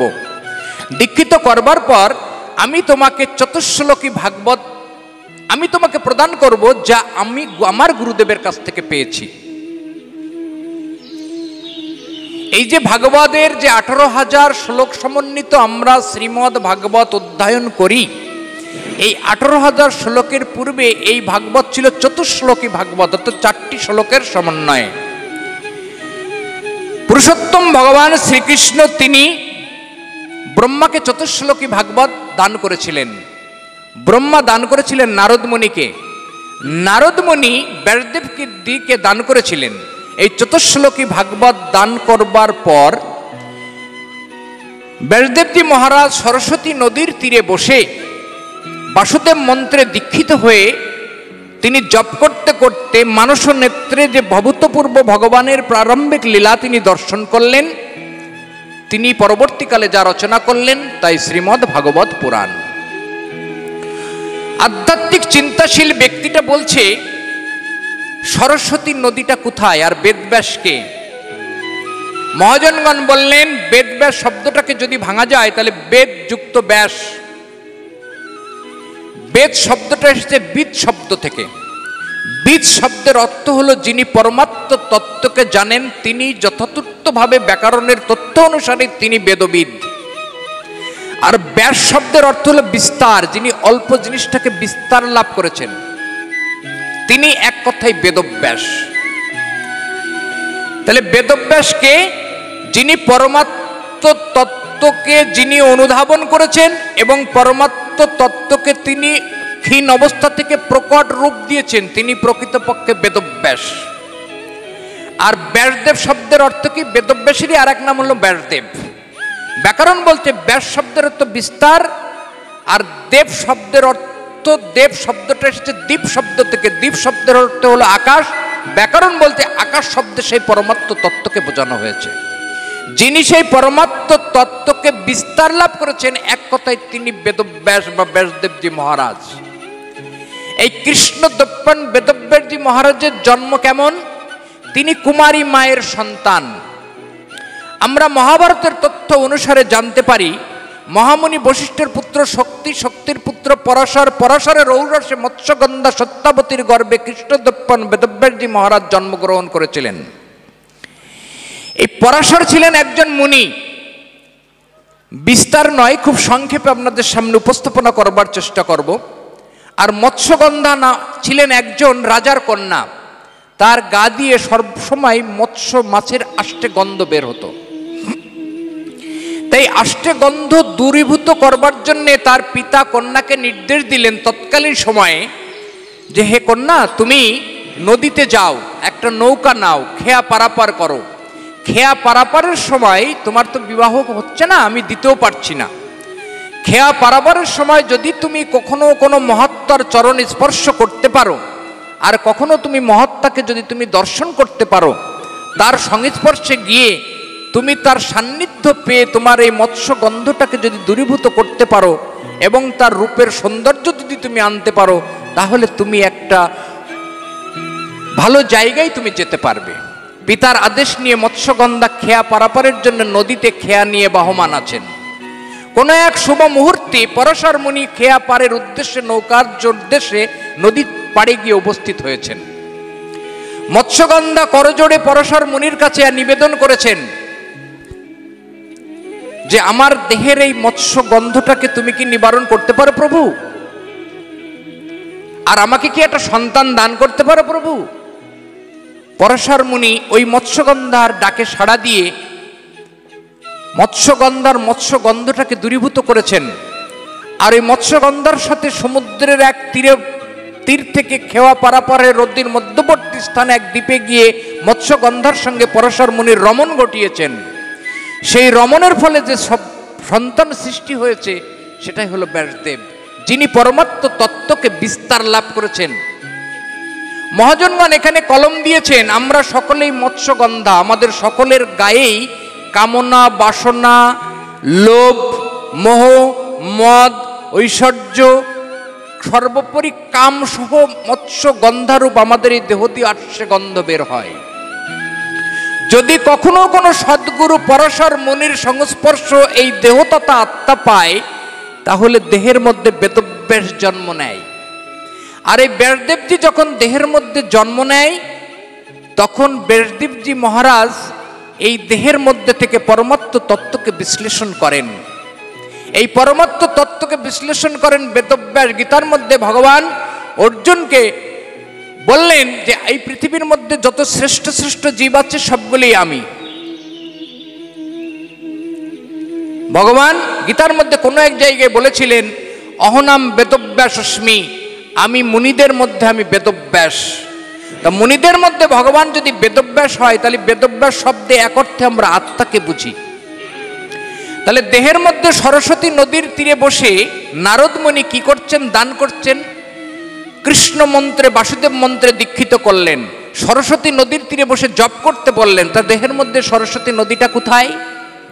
আমরা যে বায়ুটা শরীরের মধ্যে প্রবেশ করি এটাকে বলা হয় পুরক, আর যে বায়ুটা বাইরে বেরিয়ে আসে এটাকে বলা হয় রেচক। এই রেচক আর পুরক সুসংগঠিত হয় এই নাসিকা দিয়ে, অর্থাৎ দুই নাকের ছিদ্র দিয়ে শরীরের মধ্যে বাতাস প্রবেশ করে আর শরীরের মধ্য থেকে বাতাস বাইরে বেরিয়ে আসে। খেয়াল করে দেখবেন এই দুই নাসিকায় সমান্তরালভাবে কখনো বাতাস প্রভাবিত হয় না, কখনো ডান নাসিকায় প্রভাবিত হয়, কখনো বাম নাসিকায় প্রভাবিত হয়। মহাজনগণ বাম নাসিকার নাম দিয়েছেন চন্দ্রনাড়ী, আর ডান নাসিকার নাম দিয়েছেন সূর্যনাড়ী। এই বাম নাসিকার আর এক নাম দিয়েছেন গঙ্গা নদী, ডান নাসিকার আর এক নাম দিয়েছেন যমুনা নদী। তাহলে এই চন্দ্রনাড়ীতে যখন শরীরের মধ্যে বায়ু প্রভাবিত হয় তখন শরীর শান্ত, শরীরের মধ্যে শান্তশীল অবস্থা, শরীরের মধ্যে ক্ষমাশীল ভাব, শরীর আত্মা চিন্তাশীল পথে অগ্রসর হয়। আর বায়ু যখন ডান নাসিকায় প্রভাবিত হয়, সূর্য নাড়িতে যখন বায়ু প্রভাবিত হয়, মহাজনগণ বলছেন সূর্যের আছে তেজ আর চন্দ্রের আছে স্নিগ্ধতা। সূর্যনাড়ি দিয়ে যখন বায়ু প্রভাবিত হয় তখন শরীরের মধ্যে কামের উদ্দীপনা বেড়ে যায়, শরীরের মধ্যে লোভের উদ্দীপনা বেড়ে যায়, শরীর অশান্ত হয়, মন অশান্ত হয়, মন চঞ্চলতা প্রাপ্ত হয়। মানুষের মন দেখবেন যখন চঞ্চলতা প্রাপ্ত হয়, মানুষ যখন কামনার বশীভূত হয়ে কামকে অবলম্বন করে, মানুষ যখন অসংলীন কার্যকলাপ করে, সেই মুহূর্তে মানুষের ডান নাসিকায় বায়ু প্রভাবিত হয়। আর বাম নাসিকায় যখন বায়ু প্রভাবিত হবে সেই মুহূর্তে দেখবেন মানুষ তার শান্তশীল অবস্থা, চিন্তাশীল অবস্থা, মানুষের ক্ষতি না করার অবস্থা, মানুষের উপকার করবার চিন্তা ভাবনা, এগুলি মানুষের মধ্যে প্রভাবিত হয়। সাধকগণ এই দুটি অবস্থাকে ত্যাগ করেন, অর্থাৎ রেচক পূরক এই অবস্থাকে ত্যাগ করে সাধক কুম্ভকে যান। মহাজনগণ বলছেন আমাদের যে মেরুদণ্ডটা, এই মেরুদণ্ডের বাম দিকে চন্দ্রনাড়ী, ডান দিকে সূর্যনাড়ী, বাম দিকে গঙ্গা আর ডান দিকে যমুনা, এর মধ্যবর্তী অবস্থানে আছে সুষুম্না নাড়ী। এই সুষুম্না নাড়ীর নাম দিয়েছেন মহাজনগণ সরস্বতী নদী। এই সুষুম্না নাড়ীর মধ্যে আছে 6টা চক্র: মূলাধার, স্বাধিষ্ঠান, মণিপুর, অনাহত, বিশুদ্ধ এবং আগ্রা এবথা সহস্রার। এই 6টা চক্র সাধনহীন ব্যক্তির, যিনি গুরুতত্ত্বকে আশ্রয় করেননি, সেই সাধনহীন ব্যক্তির এই পদ্মগুলি অপ্রস্ফুটিত অবস্থায় থাকে। সাধক তার আধ্যাত্ম প্রাণায়ামের দ্বারাই বায়ুর গতিপথকে রুদ্ধ করে বায়ুর প্রাণের আঘাতের দ্বারাই কুলকুণ্ডলিনী তত্ত্ব চতুর্দল পত্রকে আঘাত করলে কুলকুণ্ডলিনীর জীবাত্মা শক্তি ধীরে ধীরে ঊর্ধ্বমুখী হয়ে পরমাত্মা তত্ত্বের সঙ্গে মিলন ঘটায়। তো মহাজনগণের এই যে তত্ত্ব অনুসারে নারদমণি ব্যাসদেবজি মহারাজকে বললেন, তুমি সরস্বতী নদীর তীরে বসে তুমি বাসুদেব মন্ত্রে দিলাম, এটিকে তুমি জপ করো, তুমি যে মানস নেত্রে যে পরমেশ্বর পরমাত্ম তত্ত্বকে তুমি আস্বাদন করতে পারবে, সেটাই পরবর্তীকালে যে নাম হবে তার নাম হবে শ্রীমদ্ ভাগবত পুরাণ। এই ভাগবত পুরাণ রচনা করবার পর ব্যাসদেবজি মহারাজ তার নিজ পুত্র সুখদেব গোস্বামীকে শুনিয়েছিলেন। তার আবার ইতিহাস, আবার বিচিত্র ইতিহাস। বিচিত্র ইতিহাসটা কেমন? আদিদেব মহাযোগী মহাদেব, যত যোগতত্ত্ব শ্রীমদ্ ভাগবত পুরাণের মধ্যে নিহিত আছে, এই যোগতত্ত্বের যোগেশ্বর ভগবান শ্রীকৃষ্ণ, তিনি যোগের ঈশ্বর। আর এই যোগতত্ত্বকে তিনি নিজের হৃদয় মাঝে লুকিয়ে রেখেছিলেন, তিনি হলেন আদিদেব মহাদেব। এই মহাদেব বহু যুগ থেকে অমর। তো একদিন দুর্গা মহাদেবের কাছে জানতে চাইলেন, হে প্রভু, তুমি তো বহু যুগের অমর, তা তুমি বহু যুগের অমর কেন? তো মহাদেব বললেন, হে সতী, আমি যোগতত্ত্বে বিশ্বাস করি এবং আমি যোগতত্ত্বে ক্রিয়াশীল। তা বললেন যে যোগতত্ত্বটা কি? তা বলে, যোগতত্ত্ব কি সে তো তোমার শোনার কথা নয়। তো মা সতী খুব নাছোড়বান্দা হলেন। মহাদেব দেখলেন, ঠিক আছে, বলাই যাক। আমরা যারা হিমালয়ের পাদদেশে অমরনাথে যাই, যেখানে প্রাকৃতিকভাবে শিবলিঙ্গ সৃষ্টি হয়, আমরা অনেকেই গেছি সেখানে, ঠিক ওই অবস্থায় ওইখানে থেকে মহাদেব এই যোগতত্ত্ব সতীকে শুনিয়েছিলেন। কিন্তু শর্ত ছিল একটাই, যে আমি যখন তোমাকে যোগতত্ত্বটা শোনাবো, তখন আমি যোগে পরমাত্মার সঙ্গে নিগুড় অবস্থায় থাকব। অর্থাৎ আমার জীবাত্মা তখন পরমাত্মার সঙ্গে যদি লীন না থাকে, তাহলে আমি যোগতত্ত্ব তোমাকে অনুধাবন করাতে পারবো না। আমার জীবাত্মা যখন পরমাত্মার সঙ্গে লীন থেকে পরমাত্ম তত্ত্বকে দর্শন করতে করতে আমি যে কথাগুলি ব্যক্ত করব, সেটাই আগামী দিনের যোগতত্ত্ব।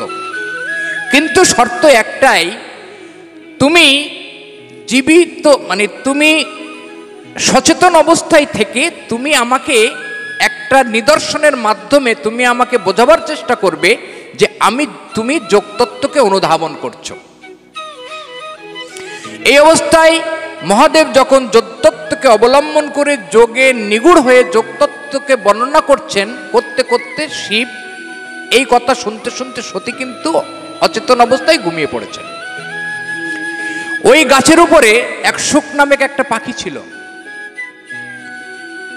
তিনি এক অভূতপূর্ব এক পাপের পরিপূর্ণতা লাভ করে তিনি শুক পাখি হয়ে ওই যোগতত্ত্বকে অবলম্বন করে তিনি সেই সতীর সুরে সাই দিয়ে যাচ্ছিলেন।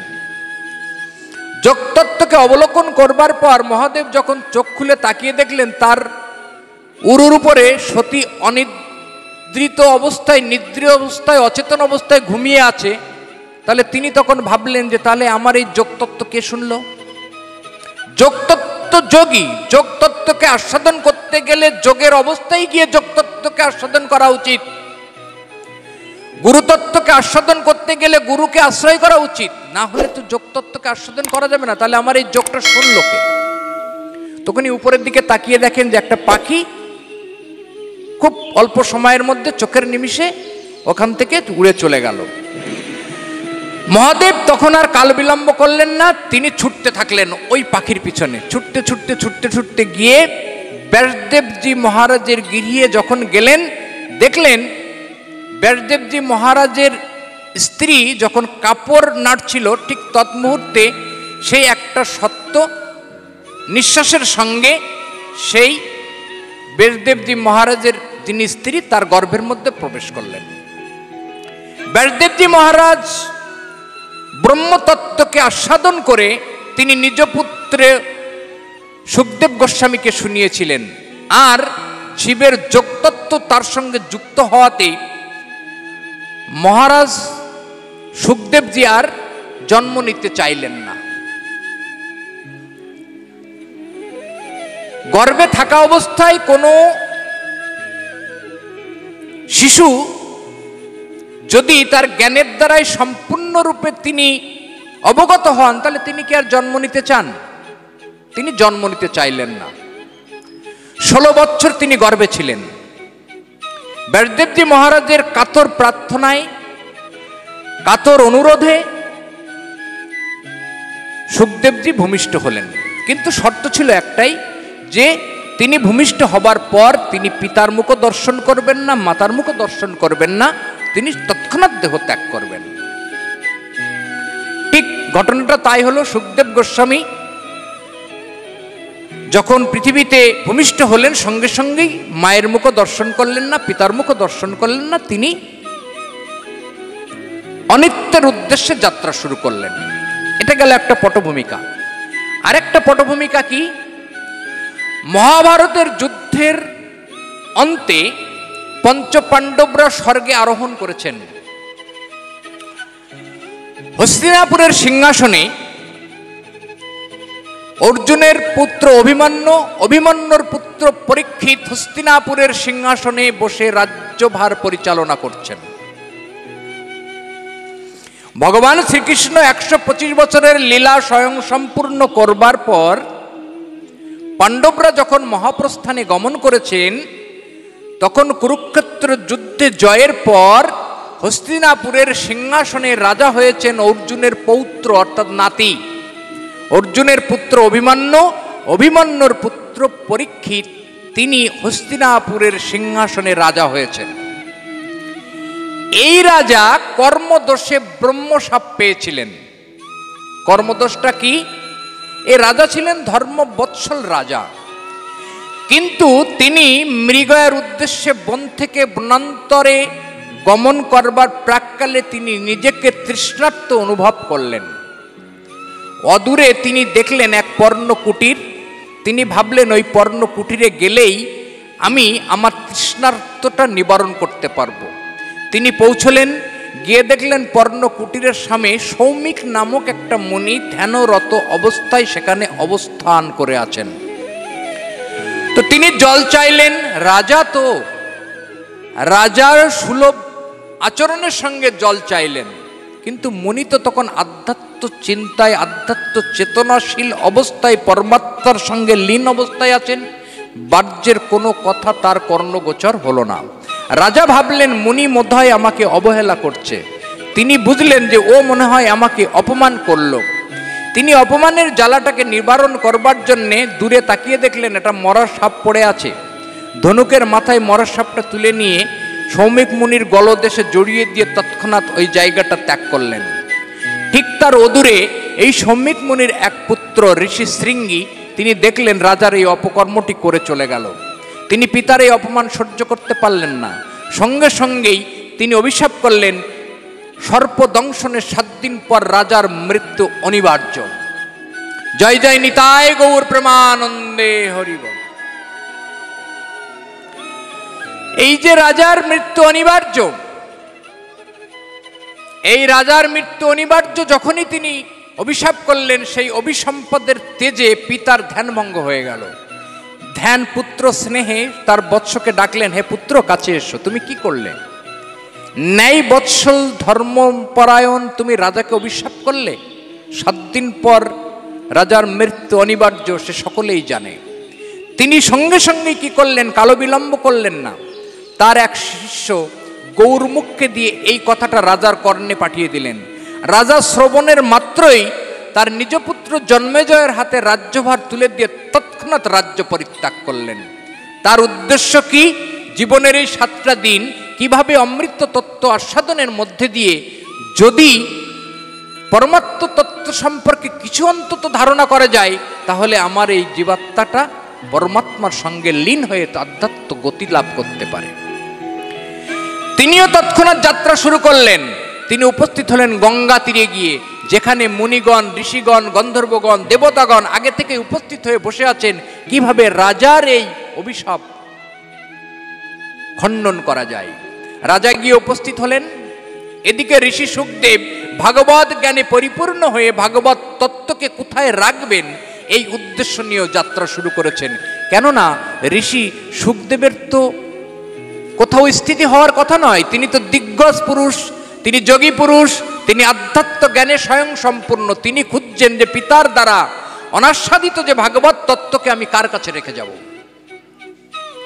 এদিকে মহারাজা পরীক্ষিত ছুটে চলেছেন গঙ্গা তীরে। গঙ্গা তীরে গিয়ে উপস্থিত হয়েছেন, যেখানে মুনিগণ, মহর্ষিগণ, দেবতাগণ, গন্ধর্বগণ আগে থেকেই খবর পাওয়া মাত্রই সেখানে গিয়ে উপস্থিত হয়েছেন। একটাই উদ্দেশ্য, রাজার অভিশাপ কিভাবে খণ্ডন হয়।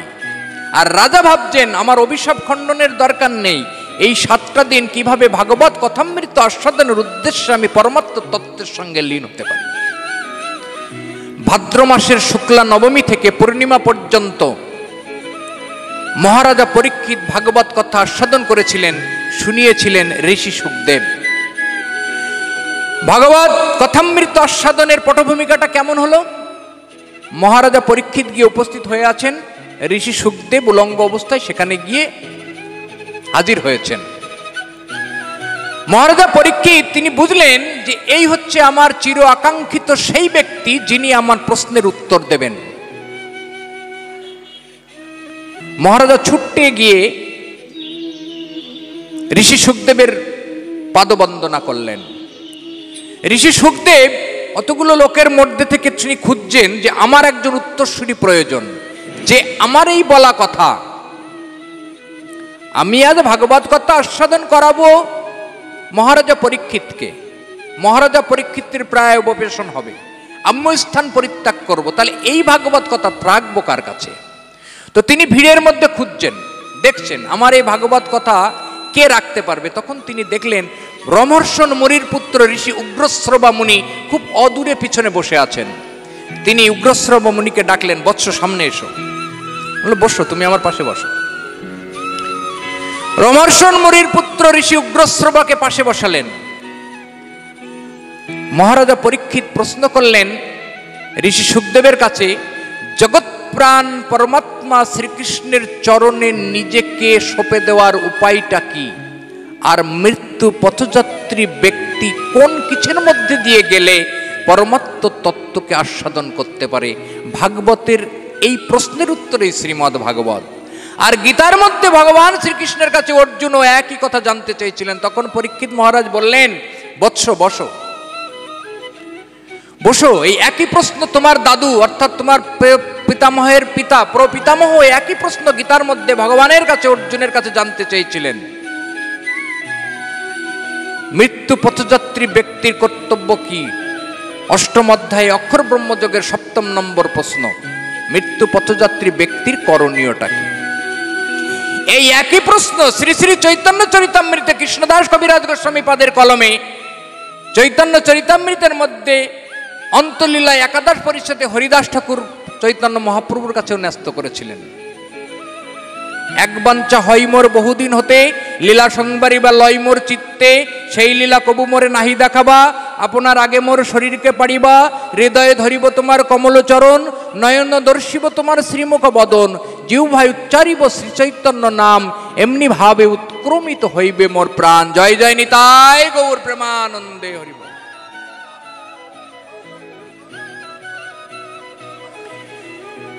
মহারাজা পরীক্ষিত আর ঋষি সুখদেবের কথোপকথনে আজকের এই ভাগবত আস্বাদন। ঋষি সুখদেব মহারাজা পরীক্ষিতকে প্রথমে নির্দেশ দিলেন, তুমি যে ভাগবত কথা আস্বাদন করবে বৎস, 7 দিন নিরলসভাবে ভাগবত কথা আস্বাদন হবে। তা প্রথম কি কাজটি করতে হবে? প্রথম যে কাজটি করতে হবে সেটা হলো জিত আসন। দ্বিতীয় যে কাজটি করতে হবে জিত শ্বাস। তৃতীয় যে কাজটি করতে হবে জিত সঙ্গ। মহারাজা পরীক্ষিত তিনি জানতে চাইলেন আসনটা কি। তো বললেন, তুমি যে ভাগবত কথা আস্বাদন করবে 7 দিন ব্যাপী, ঘুরে বেড়িয়ে চলে বেড়িয়ে হেঁটে নিশ্চয়ই ভাগবত কথা আস্বাদন হবে না। তাহলে আসনকে সর্বপ্রথম জিততে হবে। অষ্টাঙ্গ যোগের মধ্যে পতঞ্জলি ঋষি বলেছেন যম, আসন, প্রাণায়াম, প্রত্যাহার, ধ্যান, ধারণা, সমাধি। আসনকে প্রাধান্য দিয়েছেন। গীতার মধ্যে 6ম অধ্যায় বিষাদ, সাংখ্য, কর্মজ্ঞান, সন্ন্যাস, ধ্যান যোগের 11 নম্বর শ্লোকে ভগবান শ্রীকৃষ্ণ অর্জুনকে বলেছেন আসনকে নির্দিষ্ট করো। কি আসন? বললেন শুচৌদ্দেশে প্রতিষ্ঠাপ্য স্থির অত্ত আসনম। ধ্যান যোগে 6ম নম্বর অধ্যায়ে, গীতার ধ্যান যোগ 6ম নম্বর অধ্যায়ের 11 নম্বর শ্লোকে ভগবান শ্রীকৃষ্ণ বললেন শুচৌদ্দেশে প্রতিষ্ঠাপ্য স্থির অত্ত আসনম। শুচৌদ্দেশে মানে শুচিময় স্থানে উপস্থিত হও, বসো, স্থির করো আসন। শুচৌদ্দেশে বলতে এই দেহের শুচিময় স্থান হলো নাভিপদ্ম, মূলাধার চক্রের উপরে না স্বাধিষ্ঠান, স্বাধিষ্ঠান উপরে অনাহত পদ্মে হলো শুচি স্থান। যেখানে দাঁড়িয়ে এই নাভিপদ্মে থেকেই অদ্বৈতাচার্য গৌরাঙ্গ মহাপ্রভু রূপে ভগবান শ্রীকৃষ্ণকে নবদ্বীপ ধামে এনেছিলেন। এই হলো আসন। এর নিচেই আসন নেই, এর উপরে আসন। ভগবান এখান থেকে উপরে বিচার করেন। গীতার মধ্যে ভগবান শ্রীকৃষ্ণ বললেন শুচৌদ্দেশে প্রতিষ্ঠাপ্য স্থির আচনম ন উচ্চতম ন নিচম চৈলাজিন কুসুরোত্তম। আসনটা এমন জায়গায় হবে না নিচুতে না উঁচুতে, শরীরের মধ্যবর্তী স্থানে আসনটাকে স্থির করার কথা বললেন। আর কি বললেন? জিত শ্বাস। আমরা যে বাতাসটাকে শরীরের মধ্যে আদান প্রদান ঘটাই, শরীরের মধ্যে যে বায়ুটা প্রবেশ করে সেটাকে বলি পূরক, আর যেটাকে বের করি সেটাকে বলি রেচক। এই পূরক আর রেচকটা যদি বাম নাসিকা দিয়ে শরীরের মধ্যে প্রবেশ করে তাহলে দেহ, মন, আত্মা শান্তশীল অবস্থা অবলোকন করে। তাহলে আমরা যখন আধ্যাত্ম তত্ত্বকে অনুসরণ করব তখন আমরা নাসার এই গতিপথকে বাম নাসিকাতে নিয়ে যাব।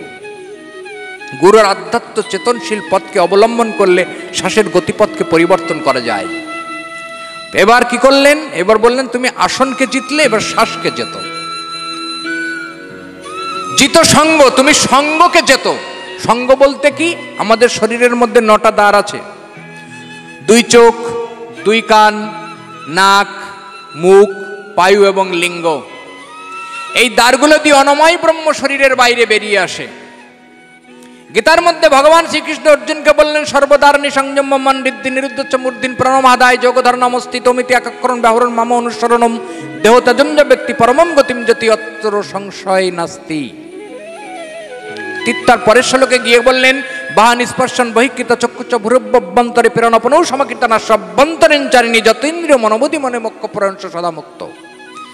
এর বাংলা মানে করলে কি দাঁড়ায়? ভগবান বললেন সর্বদারণী সংযম। এই শরীরের মধ্যে 9খানা দ্বার আছে, এই দ্বারগুলোকে সংযম করো। সর্বদারণী সংযম মন ঋদ্ধি নিরুদ্ধ চ। মনকে হৃদয় মাঝে নিয়ে গিয়ে নিরুদ্ধ করো। সর্বদারণী সংযম মন ঋদ্ধি নিরুদ্ধ চ মূর্ধিন প্রাণমাদায়। মূর্ধিন বলতে ভুরুযুগলের মধ্যবর্তী স্থান, প্রাণবায়ুকে নিয়ে গিয়ে এখানে স্থাপন করো। যোগ ধরণামস্তি, যোগকে অবলম্বন করো। ওমিতি একাক্ষরণ ব্যাহরণ মাম অনুসরণম দেহ ত্যাজম যা ব্যক্তি পরমম গতিম জ্যোতি অত্র সংশয় নাস্তি। ওম এক অক্ষর পূর্ণ ব্রহ্মের যে নাম, সেটাকে জপ করতে করতে যিনি দেহকে ত্যাগ করেন তিনি পরমাত্ম তত্ত্বকে লাভ করতে পারেন, নতুবা নয়। গীতার মধ্যে ভগবান শ্রীকৃষ্ণ অর্জুনকে পরিষ্কার কথাটা জানিয়ে দিলেন। মহাজনগণ বলছেন সময় থাকতে নাম করা উচিত, সময় থাকতে গুরু করা উচিত, সময় করে আধ্যাত্ম সাধনার পথে অবলোকন করা উচিত। আর সময় থাকতে যেমন নাম করা উচিত তেমন সময় থাকতে গুরুর সঙ্গে পরিচিত করা উচিত, সময় থাকতে ভগবানের সাথেও পরিচিত করা উচিত। যা হয় যৌবনকালে তা না হয় আর অন্য কোনো কালে। ভগবান ভজনের শ্রেষ্ঠ নির্দিষ্ট সময় হচ্ছে যৌবনকাল, যে কালে শরীরের মধ্যে সেই সত্তা শরীরের মধ্যে দিব্যমান হয়। শরীরের মধ্যে সেই সত্তা যদি দিব্যমান অবস্থায় সেই বস্তুকে শরীরের মধ্যে রক্ষা করা যায়, তাহলে পরমাত্ম তত্ত্বের সঙ্গে আদান প্রদান ঘটে। সেই আদান প্রদান ঘটানোর জন্য গুরুকরণ করা উচিত। গুরুর দীক্ষা অনুসারে, গুরুর আধ্যাত্ম পথ অনুসারে চললে সে আধ্যাত্ম তত্ত্বের সন্ধান অবশ্যই পাওয়া যায়। আমরা উদাহরণস্বরূপ বলতে পারি, আমাদের পাড়ায় যদি একজন মেম্বার বা অঞ্চল প্রধান থাকে, তো সেই অঞ্চল প্রধানের সাথে যদি প্রতিনিয়ত যোগাযোগ থাকে, দেখা সাক্ষাৎ, কথাবার্তা, ফোন আলাপ, প্রয়োজনে তার বাড়ি যাওয়া, এই আলাপগুলি যদি থাকে, তাহলে হাজার লোকের মাঝেও একটা বড় মিটিংয়ের মধ্যেও কিন্তু সে প্রধান কিন্তু আপনাকে বা আমাকে বা আপনি সেই প্রধানকে চিনে নেবেন। তাহলে এই যে প্রতিনিয়ত আলাপ, প্রতিনিয়ত চলাচল, প্রতিনিয়ত ফোনের দ্বারা কথা, প্রতিনিয়ত তার বাড়িতে যাওয়া, এটাই ভগবানের সান্নিধ্য। সেই কবে একবার বিপদে পড়েছিলাম, তখন ভগবানের নাম নিয়েছিলাম, আবার তো বিপদে যখন পড়ব তখন ভগবানের নাম নেব। তাহলে কি হয়, ভগবানের আনুগত্য লাভ করা যায়? যায় না। কিন্তু ভগবানের সঙ্গে যদি প্রতিনিয়ত যদি সম্পর্ক থাকে, তাহলে ভগবান কিন্তু সেই ভক্তের ডাকও শোনে, সেই ভক্তের আপদে বিপদে সুবিধে ইয়ে করে। এবার কি মহাজনগণ বললেন, গুরুর আধ্যাত্ম পথে, গুরুর আধ্যাত্ম সাধনশীল ব্যক্তিতে, গুরুর আধ্যাত্ম চিন্তাশীল অবস্থায় শিষ্য তার সেই পথকে অবলোকন করে। এখন দু ধরনের গুরু আমরা এই বিশ্ব চরাচরে আমরা আস্বাদন করি। একটা ছোট্ট উদাহরণ দিই এই মুহূর্তে। গুরু কেমন হওয়া উচিত, একটা ভাগবতী উপাখ্যানের মাধ্যমে আমরা আস্বাদন করবার চেষ্টা করব। একজন গুরুদেব, তিনি তার একজন শিষ্যকে আত্মতত্ত্ব জ্ঞানে স্বয়ং সম্পূর্ণতা লাভ করিয়েছেন। করানোর পর যখন অন্তিম পর্যায়ের শিক্ষাদানের প্রাক মুহূর্তে গুরুদেব ভাবলেন যে শিষ্যর কোনো সংস্কার থাকলো না তো। গুরুদেব ভাবলেন আমি শিষ্যর কাছে একবার জিজ্ঞাসা করি। তোর কাছে ডেকে বলছে, বৎস, তোমাকে তো আমি আধ্যাত্মিক জ্ঞানে সম্পূর্ণরূপে প্রায় স্বয়ং সম্পূর্ণ করে তুলেছি, সামান্য একটু বাকি আছে, তো তুমি কি সংসার ধর্ম করতে চাও? শিষ্য বললেন, কি বলেন গুরুদেব? না না, আমার প্রয়োজন নেই। তো বলে, ভেবে চিনতে দেখো, সংস্কার যদি তোমার মনের মধ্যে থাকে তাহলে তুমি সংসারে যাও। আমি তোমার আধ্যাত্মিক গুরু, তুমি আমার আধ্যাত্মিক চেতনশীল শিষ্য। তাহলে তোমাকে আমি সংসারের কর্মটা করিয়ে দিই, ওই সংস্কার থেকে মুক্ত হয়ে যদি তুমি ফিরে আসতে পারো তাহলে তুমি খাঁটি সোনায় পরিণত হবে। এই কথা ভাববার প্রারম্ভে এবং শেষে গুরুদেব একটা সুন্দরী মেয়ে দেখে শিষ্যর বিবাহ দিয়ে সংসারের মধ্যে ঢুকিয়ে দিলেন। সংসারটাকে বসিয়ে দিয়ে গুরুদেব বললেন, হে বৎস, আজ থেকে 1 বৎসর কাল বাদে আমি তোমাকে নিতে আসব। এই 1 বৎসর কালের মধ্যে তুমি চুটিয়ে সংসার ধর্ম করো, করবার পর তুমি গুছিয়ে থেকো, আমি ঠিক আগামী বছর এই দিন তোমাকে আমি নিতে আসব। শিষ্য বললেন, যথাজ্ঞা গুরুদেব। তো গুরুদেব তো পরিব্রাজয়, তিনি এখানে ওখানে ঘোরেন। ঘুরতে ঘুরতে তিনি ঠিক 1 বছর সময়কালে তিনি শিষ্যের গৃহে এসে উপনীত হয়েছেন। বললেন শিষ্যকে বললেন, বৎস, 1 বছর পর আমি এসেছি, চলো এবার আমার সাথে। শিষ্য তখন বলছেন যে, গুরুদেব, আপনার বৌমার দিকে তাকিয়ে দেখেন, আপনার বৌমার সন্তান সম্ভবা। তা আপনি তো বলেছিলেন 1 বছর পরে আসবেন, আপনি সামনের বছর আসুন। তার মধ্যে আপনার বৌমা যেহেতু বর্তমানে সন্তান সম্ভবা, আগামী দিনে সে সন্তান ভূমিষ্ঠ করবে, আমি সন্তানকে তার কোলে দিয়ে আপনার সঙ্গে অবশ্যই চলে যাব। গুরুদেব চলে গেলেন। 1 বছর পরে এসে দেখেন সন্তান তো একটা আছে, আবার তার স্ত্রী সন্তান সম্ভবা। গুরুদেব বললেন, বৎস, তুই কি করলে? তুমি যে বললে যে 1 বছর পরে আর গুরুদেব বলবেন না, আমার শ্বশুর মশাই, আমার শাশুড়ির অনুরোধে আর একটা বাচ্চা, আপনার বৌমা সন্তান সম্ভবা। তা গুরুদেব, এক কাজ করুন, আপনি 2 বছর পরে আসেন। এই 2 বছর পরে আর ভুল হবে না, আমি আপনার সঙ্গে তখন চলে যাব, আমার তো সংসারের কাজ প্রায় শেষ। তো গুরুদেব বললেন ঠিক আছে বাবা। গুরুদেব এখানে ওখানে ঘুরতে ঘুরতে গুরুদেব বললেন শিষ্য তো আমাকে 2 বছরের কথা বলে, তো আমি 3 বছর পরে যাই। 3 বছর পরে গুরুদেব এসে দেখে শিষ্যের 3টি সন্তান জন্ম দিয়েছে। সন্তানগুলো এখানে ওখানে ছোটাছুটি করে, খেলাধুলা করে, ছুটে ছুটে বেড়ায়, আর শিষ্য নিপুণভাবে সংসারের কর্মে ব্যস্ত।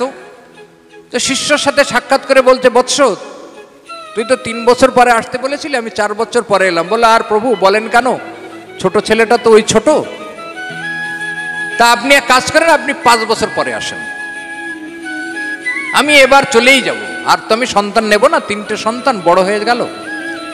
গুরুদেব বলল ঠিক আছে তাই হবে। গুরুদেব এখানে ওখানে ঘুরছেন, গুরুদেব 5 বছর 7 বছর, গুরুদেব ভাবছে আমি একটু দেরি করেই যাই। গুরুদেব 10 বছর পরে শিষ্যের গৃহে গিয়ে উপনীত হয়েছেন, যে উনি শিষ্যকে খুঁজছেন। উনি আর শিষ্যকে খুঁজে পাচ্ছেন না, দেখছেন শিষ্যর ছেলেরা বিয়ে থাওয়া করেছে, তাদের আবার নাতি হয়েছে, বাড়ি ভয় লোক, কিন্তু শিষ্য আর নেই।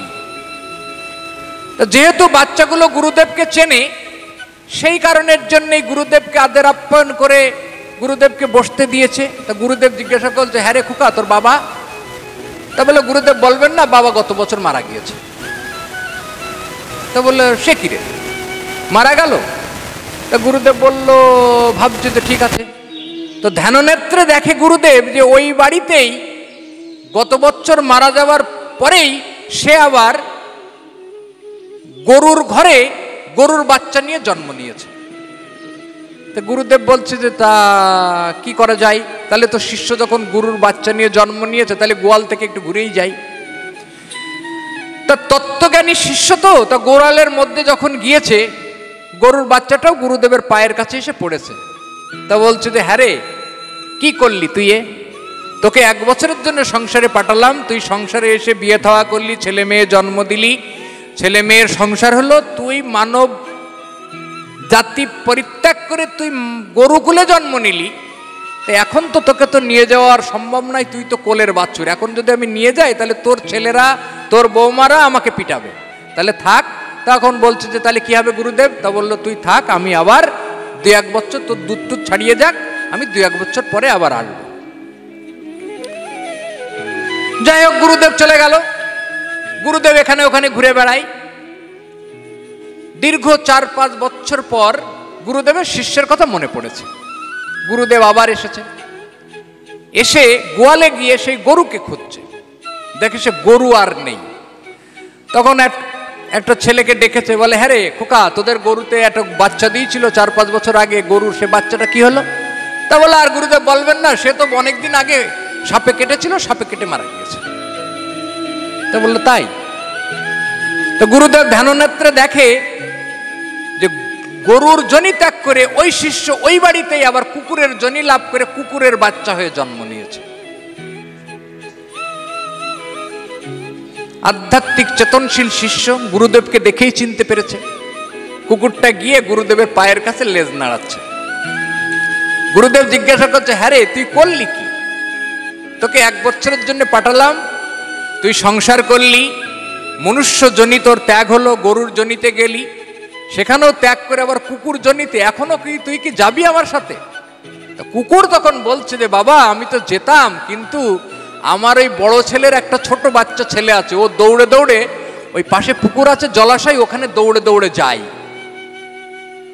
তা আমি ও যখন দৌড়ে দৌড়ে জলাশয়ের কাছে যায়, আমার বৌমা আমার ছেলে তখন মাঠে থাকে, তা আমি তখন ওকে তাড়িয়ে আবার বাড়ি নিয়ে আসি। এখন আমি যদি আপনার সাথে চলে যাই তাহলে ওই নাতিটা আমার মারা যাবে, তা আপনি আমাকে আর একটা সুযোগ দেন, এই নাতিটা বড় হয়ে গেলেই আমি আপনার সাথে চলে যাব। তা গুরুদেব সহজ সরল সাদাসিধে গুরুদেব বলতে ঠিক আছে তাই হোক, আসবো আবার আমি তোর জন্যে। গুরুদেব আবার এখানে ঘুরতে ঘুরতে বছর 2-3 পরে আবার এসেছে। এসে দেখছে কুকুরও আর নেই।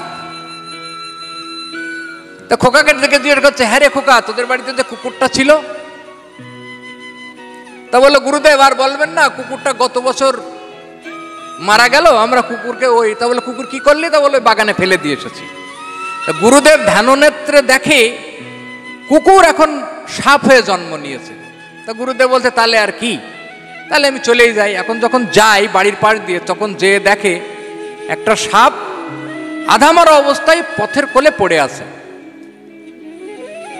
তখন ওই শিষ্যের ছেলেটা জিজ্ঞাসা করছে গুরুদেবকে, বলছে গুরুদেব আর বলবেন না, আমাদের খুব আপদ বিপদ। তা বলে কেন? বলে বাবা মারা গেল, একটা গরু ছিল সাপে কাটলো, একটা কুকুর ছিল সেও মারা গেল, গতকাল আমার ছেলের বিছানার মধ্যে একটা সাপ ঢুকেছিল, আমরা সেই সাপটাকে মেরে ওই দেখেন ওইখানে ফেলে রেখেছি আধামারা অবস্থায়, আমরা মারিনি, ওকে আবার মারবো বিকালবেলা। তা গুরুদেব কাছে যেয়ে দেখে যে আমার সেই শিষ্য। তা গুরুদেব তখন সাপকে বলছে, হ্যাঁ রে, তোর কি সংসারের জ্বালা এখনো মেটেনি?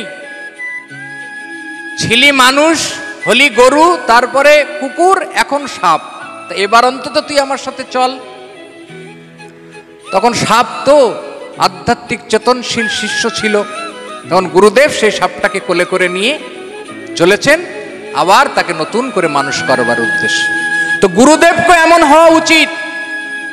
আবার আধ্যাত্মিক জ্ঞানীগণ এখানে একটা উপমা দিলেন, বলে গুরু এমন হওয়া উচিত নয়। কোন গুরু? তা গুরু তো এমন হওয়া উচিত নয়, শিষ্যকে কেমন হওয়া উচিত? আর একটা উপাখ্যানের মধ্যে দিয়ে আমরা আস্বাদন করি।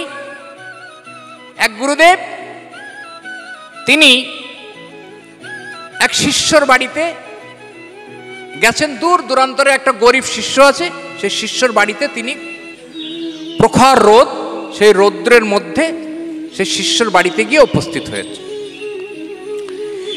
শিষ্যর বাড়িতে গিয়ে উপস্থিত হলে গুরুদেব আর গুরুদেবকে দেখে শিষ্য আর শিষ্যের স্ত্রী দুজনেই ছুটে এসেছেন। এসে বলছেন, গুরুদেব, বৈশাখের রৌদ্রে আপনার মুখ তো বাদরের পাছার মতন হয়ে গেছে।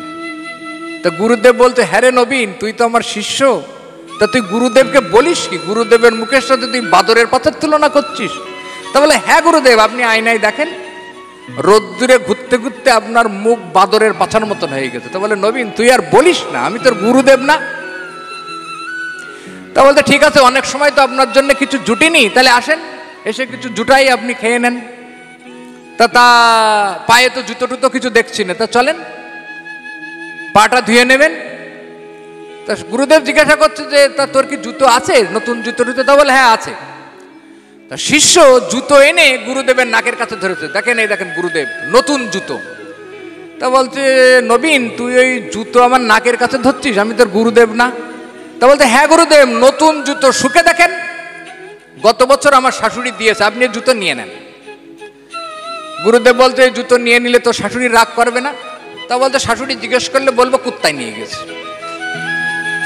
তা বলছে, জুতো দিচ্ছিস গুরুদেবের, আবার বলছিস কুকুরে নিয়ে গিয়েছে, তো এ কি হয় কোনোদিন? বলতে, হ্যাঁ গুরুদেব, আমার শাশুড়ি রাগ করবে, তুমি যদি বলি যে জুতো গুরুদেবকে দিয়েছি, তা আমি গুরুদেব গুরুদেব আপনি নিয়ে যান, আমার শাশুড়ি যদি জিজ্ঞেস করে বলবো কুকুরে নিয়ে গেছে। তা বলছে, না রে নবীন, তোর ওই জুতোই নমস্কার, তুই জুতো রাখ, আমার জুতো দরকার নেই, আমি এমনি হাত পা দিয়ে আসি। তাহলে ঠিক আছে। এখন নবীনের আবার ছোট্ট একটা বাচ্চা, 1.5 বছর কোলে নবীনের একটা বাচ্চা আছে।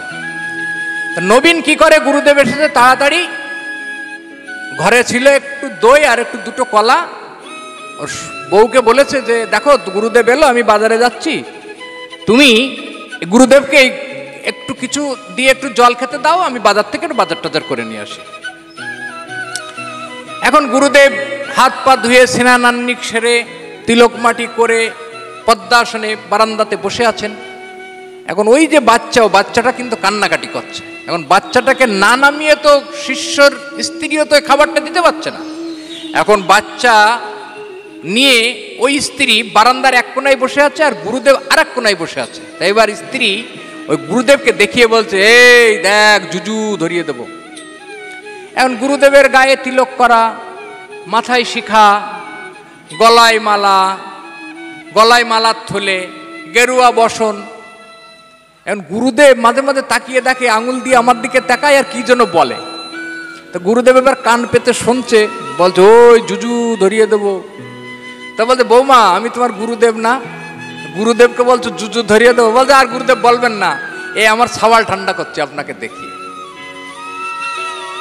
তা বলছে আর মা কি যে করিস। যাই হোক, ছেলে ঠান্ডা করে ওই দই আর কলা নিয়ে গিয়ে গুরুদেবের কাছে নিয়ে গিয়ে দিয়েছে।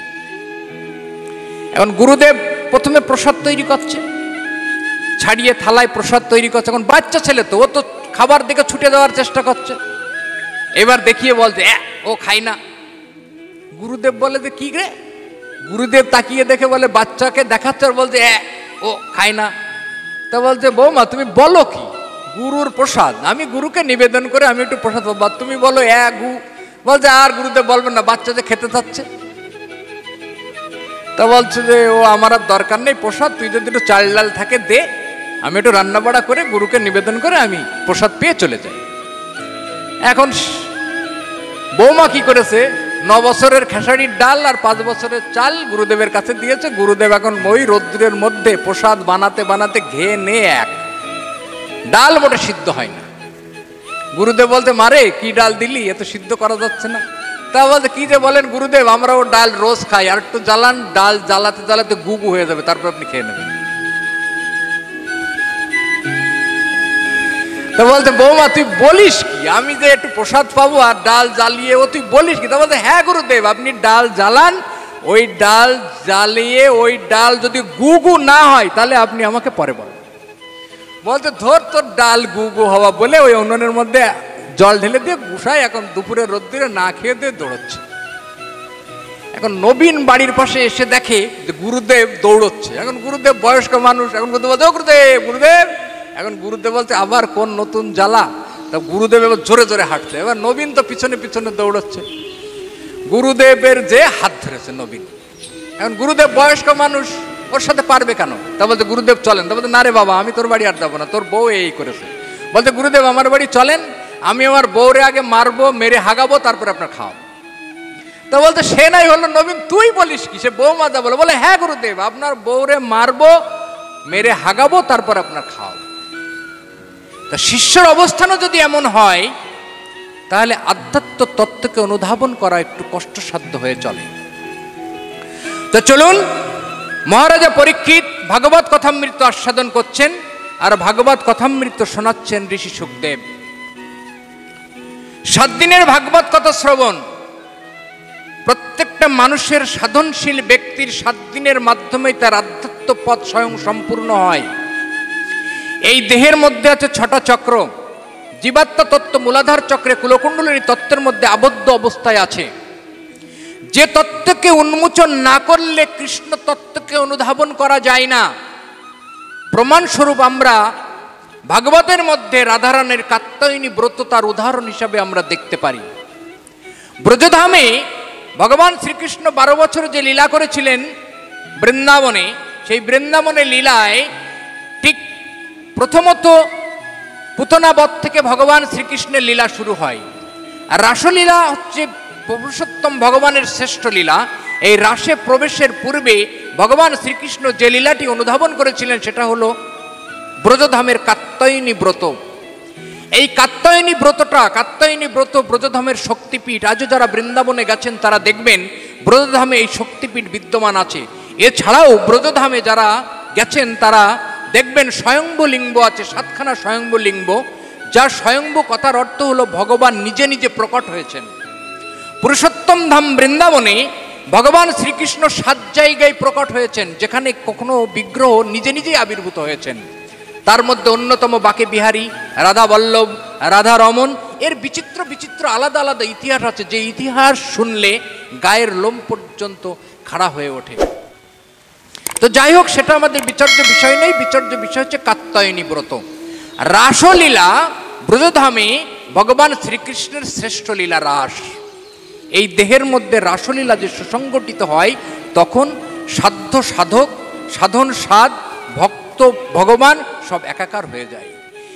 এই রাসলীলার প্রাক মুহূর্তে কুলকুণ্ডলিনী তত্ত্বকে জাগ্রত করবার জন্য রাধারানী কাত্যায়নী ব্রত করেছিলেন। যোগমায়ার কাছে নিবেদন করেছিলেন রাধারানী সহ অষ্টসখীগণ, ললিতা সখীগা অষ্টসখীগণ নিবেদন করেছিলেন, হে সখী, আমরা কৃষ্ণকে প্রতিরূপে পেতে চাই, তার জন্য করণীয় ভগবান তাকে প্রতিরূপে পাওয়ার জন্য কাত্যায়নী দেবী তখন আবির্ভূত হয়ে বলেছিলেন, তোমরা কাত্যায়নী পুজো করো। যোগমায়া দেবী নির্দেশ করেছিলেন তোমরা কাত্যায়নী ব্রত করো। কাত্যায়নী ব্রত করবার পর ভগবান যখন আবির্ভূত হবেন তোমরা তাকে প্রতিরূপে আহ্বান করবে, তারপর তোমরা রাসলীলায় প্রবেশ করবে। এই শরীরের মধ্যে সাধন পথে প্রবেশ করতে গেলে আগের শরীরের মধ্যে যে শক্তিপীঠ আছে, কুলকুণ্ডলিনী তত্ত্ব, মূলাধার চক্র, গুহ্য আর লিঙ্গের মাঝখানে, গুহ্য দেশ আর লিঙ্গ দেশ, এর মাঝখানে আছে মূলাধার চক্র, কুলকুণ্ডলিনী তত্ত্ব। এখানে এই কুলকুণ্ডলিনী তত্ত্বে সাপ যেমন শীতকালে মুখ আর পুচ্ছ এক করে দিয়ে ঘুমিয়ে থাকে, সাধনহীন দেহে জীবাত্মাও কুলকুণ্ডলিনী তত্ত্বে কুলচক্রের মধ্যে মুখ্য পুচ্ছ এক করে মুখটাকে বন্ধ করে রাখে। আধ্যাত্মিক চেতনার দ্বারাই গুরুর প্রাণায়ামের পথকে অনুসরণ করে, গুরুর আধ্যাত্ম পথকে পাথেয় করলে এই রেচক, কুম্ভক এবং পুরকের দ্বারাই বায়ুর আঘাতে কুলকুণ্ডলিনী তত্ত্বকে আঘাত দিলে এই কুলতত্ত্ব জাগ্রত হয়। এই কুলতত্ত্ব জাগ্রত হলে দেহরূপ বৃন্দাবনে ভগবানের সঙ্গে জীবাত্মা শক্তির এক একত্রভূত, এক অভূতপূর্ব নিদর্শন লক্ষ্য করা যায়। ভগবান এই লীলারূপ মহারাজা পরীক্ষিতকে ঋষি সুখদেবজি শোনাচ্ছেন 7 দিন। প্রথম দিন মহারাজা পরীক্ষিতকে বললেন, তুমি আসনকে জয়ী লাভ করো, তুমি আসনে অবলম্বন করো। আসনকে অবলম্বন করলে, সুখা আসনে অবলম্বন করলে মেরুদণ্ড প্রলম্বিত হয়ে সমান্তরাল অবস্থা লাভ করে। সেই অবস্থায় যোগকে অবলম্বন করলে চন্দ্রপক্ষ নেত্র বেদ দ্বিগুণ করিয়া ভেদ চৌগুণ স্তম্ভনা, স্তম্ভনে হয় চাঁদের উদয়, জীবের যুবত্ব হয় না, 16 অঙ্ক ধরিলে শ্বাস, 16 অঙ্ক পবন ধরে স্তম্ভনে 64 অব্দি করে 32 বাইর দ্বারে চমৎকার রূপ মোহন হারে। চণ্ডীদাস পদাবলীর শেষ পৃষ্ঠায় চণ্ডীদাসের যে পদ, যা আমার গৌরাঙ্গ হরি শেষ দশায় অবলোকন করতেন রায় রামানন্দর মুখ দিয়ে, গোবিন্দের মুখ দিয়ে, সেখানে এই শ্লোকটি বর্ণনা করা আছে। এই শ্লোকটি চৈতন্য চরিতামৃতের ভিতরে বেশ কয়েক জায়গায় বর্ণনা করা আছে। চন্দ্রপক্ষ নেত্র বেদ দ্বিগুণ করিয়া করিবে ভেদ চৌগুণে স্তম্ভ নয়, স্তম্ভনে হয় চাঁদের উদয়, জীবের যুবত্ব হয় না, 16 অঙ্ক ধরিলে শ্বাস, 16 অঙ্ক পবন ধরে স্তম্ভনে 64 অব্দি করে 32 বাইর দ্বারে নমৎকার রূপ মোহন হারে। এই সরলীকরণ করলে এটাই দাঁড়ায়, চন্দ্রপক্ষ নেত্র বেদ, একে চন্দ্র, 2 পক্ষ, 3 নেত্র, 4 বেদ, 1 2 3 4। চন্দ্রপক্ষ নেত্র বেদ দ্বিগুণ করিয়া করিবে ভেদ। এই 4কে যদি 2 দিয়ে গুণ করা যায় তাহলে হয় 8। চৌগুণে স্তম্ভন হয়, 4কে 4 দিয়ে গুণ করলে হয় 16। স্তম্ভনে হয় চাঁদের উদয়, জীবের জীবত্ব হয় না, 16 অঙ্ক ধরিলে শ্বাস, 16 অঙ্ক শ্বাস ধরে 32 বাইর দ্বারে 64 রূপে মোহন হারে। অর্থাৎ 16কে যদি 4 দিয়ে গুণ করা হয় তাহলে হয় 64, আর 64কে 2 দিয়ে ভাগ করলে হয় 32। আমরা যে সংখ্যা নাম জপ করতে করতে বায়ু পূরক করব, সেই সংখ্যা জপ করতে করতে 4 দিয়ে গুণ করলে কুম্ভকে হবে 64, আর 64কে 2 দিয়ে ভাগ করলে সেটা হবে 2, 32 হয় রেচক। এর উপরে ভিত্তি করে গৌরাঙ্গ মহাপ্রভু আমার 16 নাম 32 অক্ষরের বিচার করলেন। হরে কৃষ্ণ কৃষ্ণ কৃষ্ণ হরে হরে, হরে রাম রাম রাম হরে হরে। অর্থাৎ যে সংখ্যা জপ করতে করতে, 16 সংখ্যা জপ করতে করতে নামের পুরক, 64 সংখ্যা জপ করতে করতে কুম্ভক এবং 32 সংখ্যা জপ করতে করতে যদি রেচক করা যায়, যে মালায় আমরা যে জপটা নিয়েছি সেটা দেহমালায় নিয়ে আসতে হয়। এই যে 108টা মালা আমরা জপ করি, এই মালা গুরুদেব প্রথম আমাদেরকে দিয়ে দিয়েছেন। এই মালা বাহ্যিক মালা, এই বাহ্যিক মালা জপ করতে করতে আভ্যন্তরীণ মালায় প্রবেশ করা উচিত। আভ্যন্তরীণ মালাটা কি? চতুর্দল পদ্ম মূলাধার চক্রে 4টি বীজের অবস্থান, ষড়দল পদ্ম স্বাধিষ্ঠান পদ্মে 6টি বীজের অবস্থান, মণিপুর চক্র দ্বাদশ দল পদ্মে 10টি বীজের অবস্থান, হৃদয়দের দ্বাদশ দল পদ্মে 12খানা বীজের অবস্থান, কণ্ঠমূল 16 দল পদ্মে এখানে 16খানা বীজের অবস্থান। এই 16, 12, 10, 6 আর 4 এই হয় 48, আর দ্বিদল পদ্মে হয় 2, এই হয় 50। একবার অনুলোম আর একবার বিলোম, 50 দুগুণে 100। আর 5টা চক্রে আছে 5টা বীজ, হং বীজ, জং বীজ, রং বীজ, বং বীজ, লং বীজ, এই 5টা বীজ আর ওং 3, 5 আর 3 8, এই 8টা মালা দেহে চক্রকে অনুসরণ করতে করতে যদি জপ করা যায় তাহলে আধ্যাত্ম সাধন পথ স্বয়ং সম্পূর্ণ হয়। যাই হোক, আজ এই পর্যন্ত আমরা বিশ্রামে রেখে জয় জয় নিতাই গৌর প্রেমানন্দে সকলে একবার হরি হরি হরি বল। আপনাদের কাছে একটি ছোট্ট অনুরোধ, এই ধরনের আরও ভিডিও দেখতে চ্যানেলটিকে এখনই সাবস্ক্রাইব করুন।